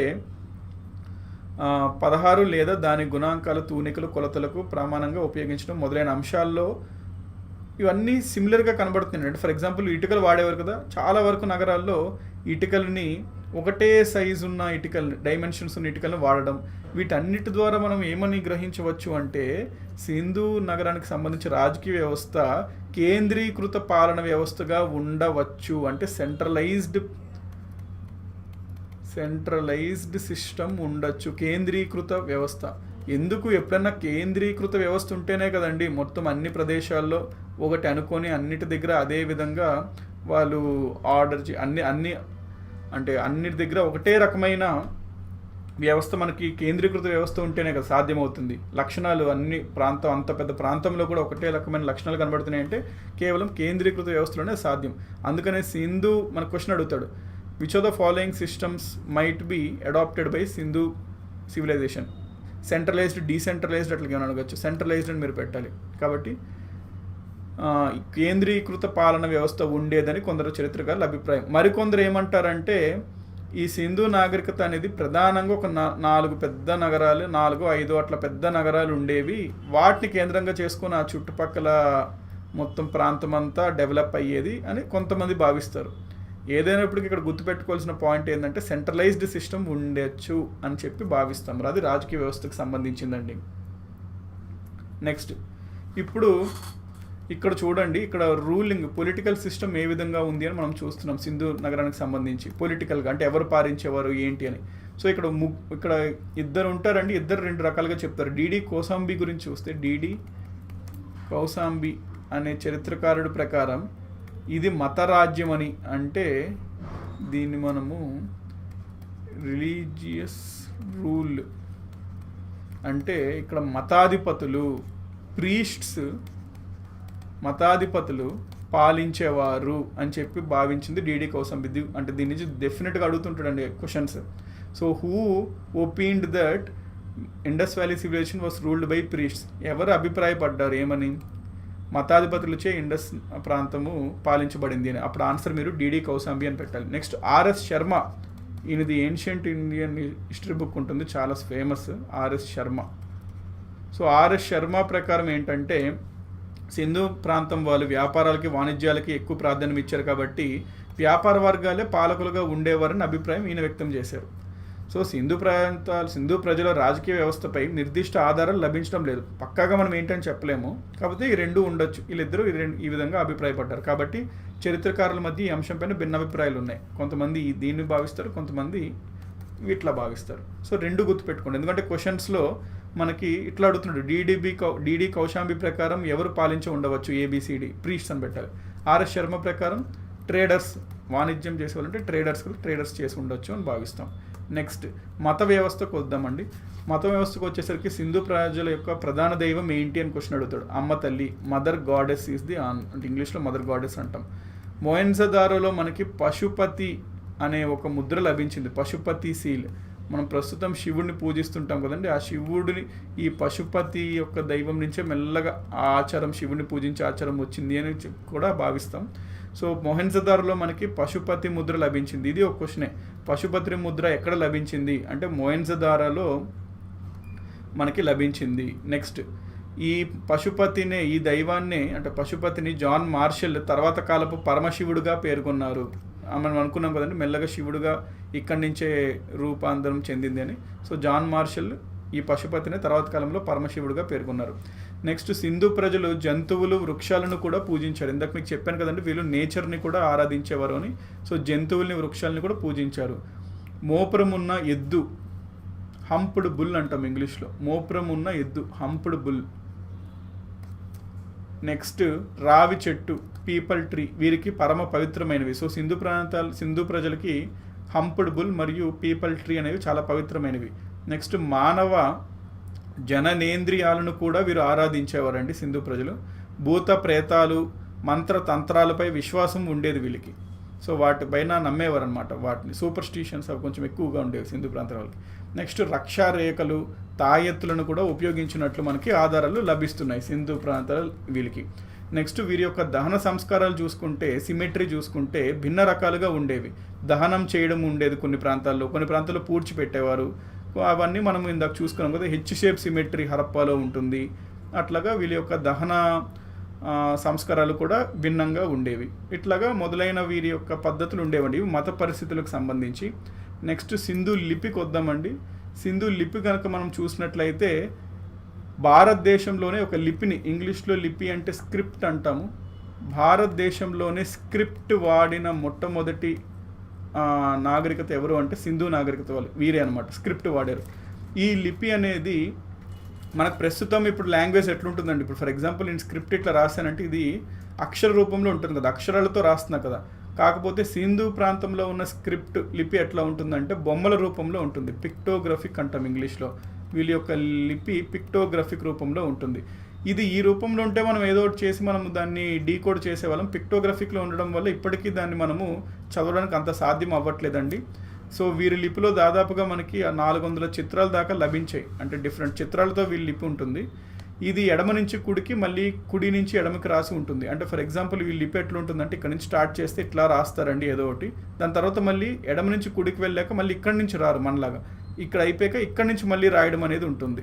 సో ఎడమ నుంచి కుడికి ఫస్ట్, దాని తర్వాత మళ్ళీ కుడి నుంచి ఎడమకి అనేది రాయడం ఉంటుంది. దాన్ని చిత్రికగా పేర్కొన్నారు. అంటే ఈ పిక్టోగ్రఫీకి, ఈ చిత్రలిపినే కాలానుగుణంగా మెల్లగా వేదిక కాలంలో భాషకు ఇది మూలమయ్యింది అని ఎస్ఆర్ రావు పేర్కొంటారు.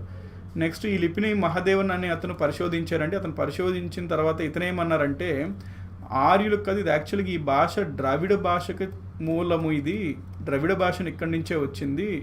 సో ఇది ద్రావిడ భాషతోనే పోలుకలు కలిగి ఉంటుంది వీళ్ళు వాడిన పిక్టోగ్రఫిక్ స్క్రిప్ట్ అని అభిప్రాయపడ్డారు మహాదేవన్ అనే అతను. నెక్స్ట్ అధిక సంఖ్యాక చరిత్రకారుల అభిప్రాయం కూడా ఇదే. ఏంటి అంటే ఇది ద్రవిడ భాషకు పోలికలు ఎక్కువ ఉన్నాయి సింధు నాగరికత వాళ్ళ యొక్క స్క్రిప్ట్ లిపి అనేది పాయింట్. నెక్స్ట్ సింధు ప్రజల యొక్క సీల్స్ మనకు కనబడ్డాయి అనుకున్నాం కదండి, ముద్రలు. ఇక్కడ మీరు చూసుకున్నట్లయితే ఇదిగోండి ఇవి సీల్స్ అంటాము, ఇట్లా ఉంటాయి మనకి. ఈ ముద్రలన్నీ కనబడ్డాయి సింధు ప్రాంతాలకు సంబంధించినవి. సో ఈ ముద్రలు కనుక మనం చూసుకున్నట్లయితే సింధు ప్రజలు కళాభిరుచికి నిదర్శనం వారి యొక్క ముద్రలు, సీల్స్. త్రవ్వకాల్లో దాదాపుగా 2000కు పైగా సీల్స్ లభించాయి. ఎత్తులో వివిధ అక్షరాల్లో వీటిని తయారు చేశారు. ప్రతి సీలుపై ఏదో ఒక జంతు బొమ్మతో పాటు చిత్రలిపిలో శాసనం కూడా ఉండేది. పులి, ఎద్దు, గేదె, మేక, జింక, ఖడ్గమృగం, ట్రైనోసెరస్, ఏనుగు వంటి జంతువులు బొమ్మలపై సీలు ముద్రించారు. ఇక్కడ మీరు చూసుకున్నట్లయితే ఎద్దు, గుర్రము,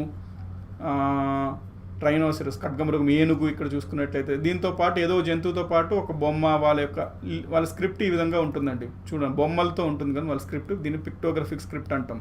సో ఇవన్నీ సింధు నగర ప్రాంతాలకు సంబంధించిన సీల్స్ అండి. సో సింధు నాగరిక ప్రాంతాలకు సంబంధించిన సీల్స్ ఇవి. నెక్స్ట్ వచ్చేసరికి లాస్ట్ టాపిక్ అండి, ఇది అయిపోద్ది. ఇంకా పతనానికి కారణం, సింధు నాగరికత ఏ విధంగా అంతమయ్యింది అనడానికి. సో ఈ నాగరికత క్రీస్తు పూర్వం 18వ శతాబ్దం నాటికి అంతమైంది. అంటే క్రీస్తు పూర్వం 18వ శతాబ్దం అంటే కరెక్ట్గా చెప్పాలంటే 17 BCకి ఎండ్ అయిందండి. అయితే దీని పతనానికి నిర్దిష్ట ఆధారాలు లభించలేదు. ఎట్లా పతనమైంది అనేది మనకు ఎగ్జాక్ట్గా తెలియదు. దీనిపైన కూడా చరిత్రకారుల మధ్యన భిన్నాభిప్రాయాలు అనేవి ఉన్నాయి. సో కొంతమంది ఏమని భావిస్తారంటే ఫ్లడ్స్, విపరీతమైన వరదలు వచ్చి ఆ వరదల వల్ల ఈ నాగరికత అంతమైందని కొంతమంది భావిస్తే, ఇంకొంతమంది ఏం భావిస్తారు అంటే అప్పుడు క్లైమేట్లో, వాతావరణంలో చాలా మార్పులు వచ్చాయి, దానివల్ల కూడా వీళ్ళు అంతరించి ఉండొచ్చు అని కొంతమంది భావిస్తారు. ఈ వరదలు అని కొంతమంది అంటారు కదా, వాళ్ళు ఏమంటారంటే నదుల యొక్క ప్రవహించే ఆ ప్రవాహం యొక్క డైరెక్షన్లో మార్పులు వచ్చాయి, అందుకనే అక్కడ ఏర్పడిన ఫ్లడ్స్ వల్ల ఉండొచ్చు అంటారు. కొంతమంది ఏమంటే నీళ్ళు అంతరించిపోయి అక్కడ దగ్గరలోనే ఎడారి ఉంటుంది కదా, తారెడారి, అదంతా అప్పుడు అంతా విస్తరించింది. ఎడారి విస్తరించడం వల్ల నీళ్ళు కొరత వల్ల వీళ్ళ యొక్క నాగరికత అంతమించింది అని కొంతమంది అభిప్రాయం అనమాట. ఎడారి విస్తరించి భూసారం తగ్గడం వల్ల పతనమైందని మరికొందరు వాదన. నెక్స్ట్ వీళ్ళ తర్వాత ఆర్యులు వస్తారంటే మన నెక్స్ట్ చాప్టర్. ఈ ఆర్యులు రావడం, ఇవి ఇక్కడ ఉంటున్న ఈ సింధు ప్రాంతం వాళ్ళపైన యుద్ధం చేసి వాళ్ళని చంపేసి వాళ్ళు ఆక్రమించడం, తద్వారా సింధు నాగరికత అనేది అంతరించిందని కొంతమంది భావన. సో ఆర్యులు దాడి ఈ నాగరికత ముగించిందని కొంతమంది భావన. సో ఈ భావన వ్యక్తం చేసేది ఎంఎం వీలర్. వెరీ ఇంపార్టెంట్ అండి. ఎంఎం వీలర్ ప్రకారం ఏంటి అంటే ఆర్యులు రావడం వల్ల సింధు నాగరికత అంతరించింది అని క్వశ్చన్ అడుగుతాడు. Who said that advent of Aryans was responsible for the decline of Sindhu civilization అంటే ఎంఎం వీలర్. నెక్స్ట్ కొంతమంది భూకంపాల వల్ల ఎర్త్క్వేక్స్ వల్ల అంతమైందని అంటారండి. అందులో చెప్పింది ఎవరు అంటే రైస్. సో రైస్ ప్రకారం ఏంటి అంటే భూకంపాలు ఎర్త్క్వేక్స్ వల్ల సింధు నాగరికత అనేది అంతమించింది. So this is everything about మీకు ఇండస్ వ్యాలీ సివిలైజేషన్ అండి. మనం ఇండస్ వ్యాలీ సివిలైజేషన్ అనేది ఈరోజు చూసాము. నెక్స్ట్ ఆరియన్స్ అంటే వేదిక్ సివిలైజేషన్ అనేది చూద్దాము. సో ఇదంతా నోట్స్ చేసుకొని రివైజ్ చేయండి. మళ్ళీ మనం రేపైతే జాగ్రఫీ అండ్ పాలిటీ చూస్తాం. అగైన్ ఎల్లుండి ఎకానమీ ప్లస్ హిస్టరీ కంటిన్యూ చేస్తాము. సో థ్యాంక్ యూ అండి.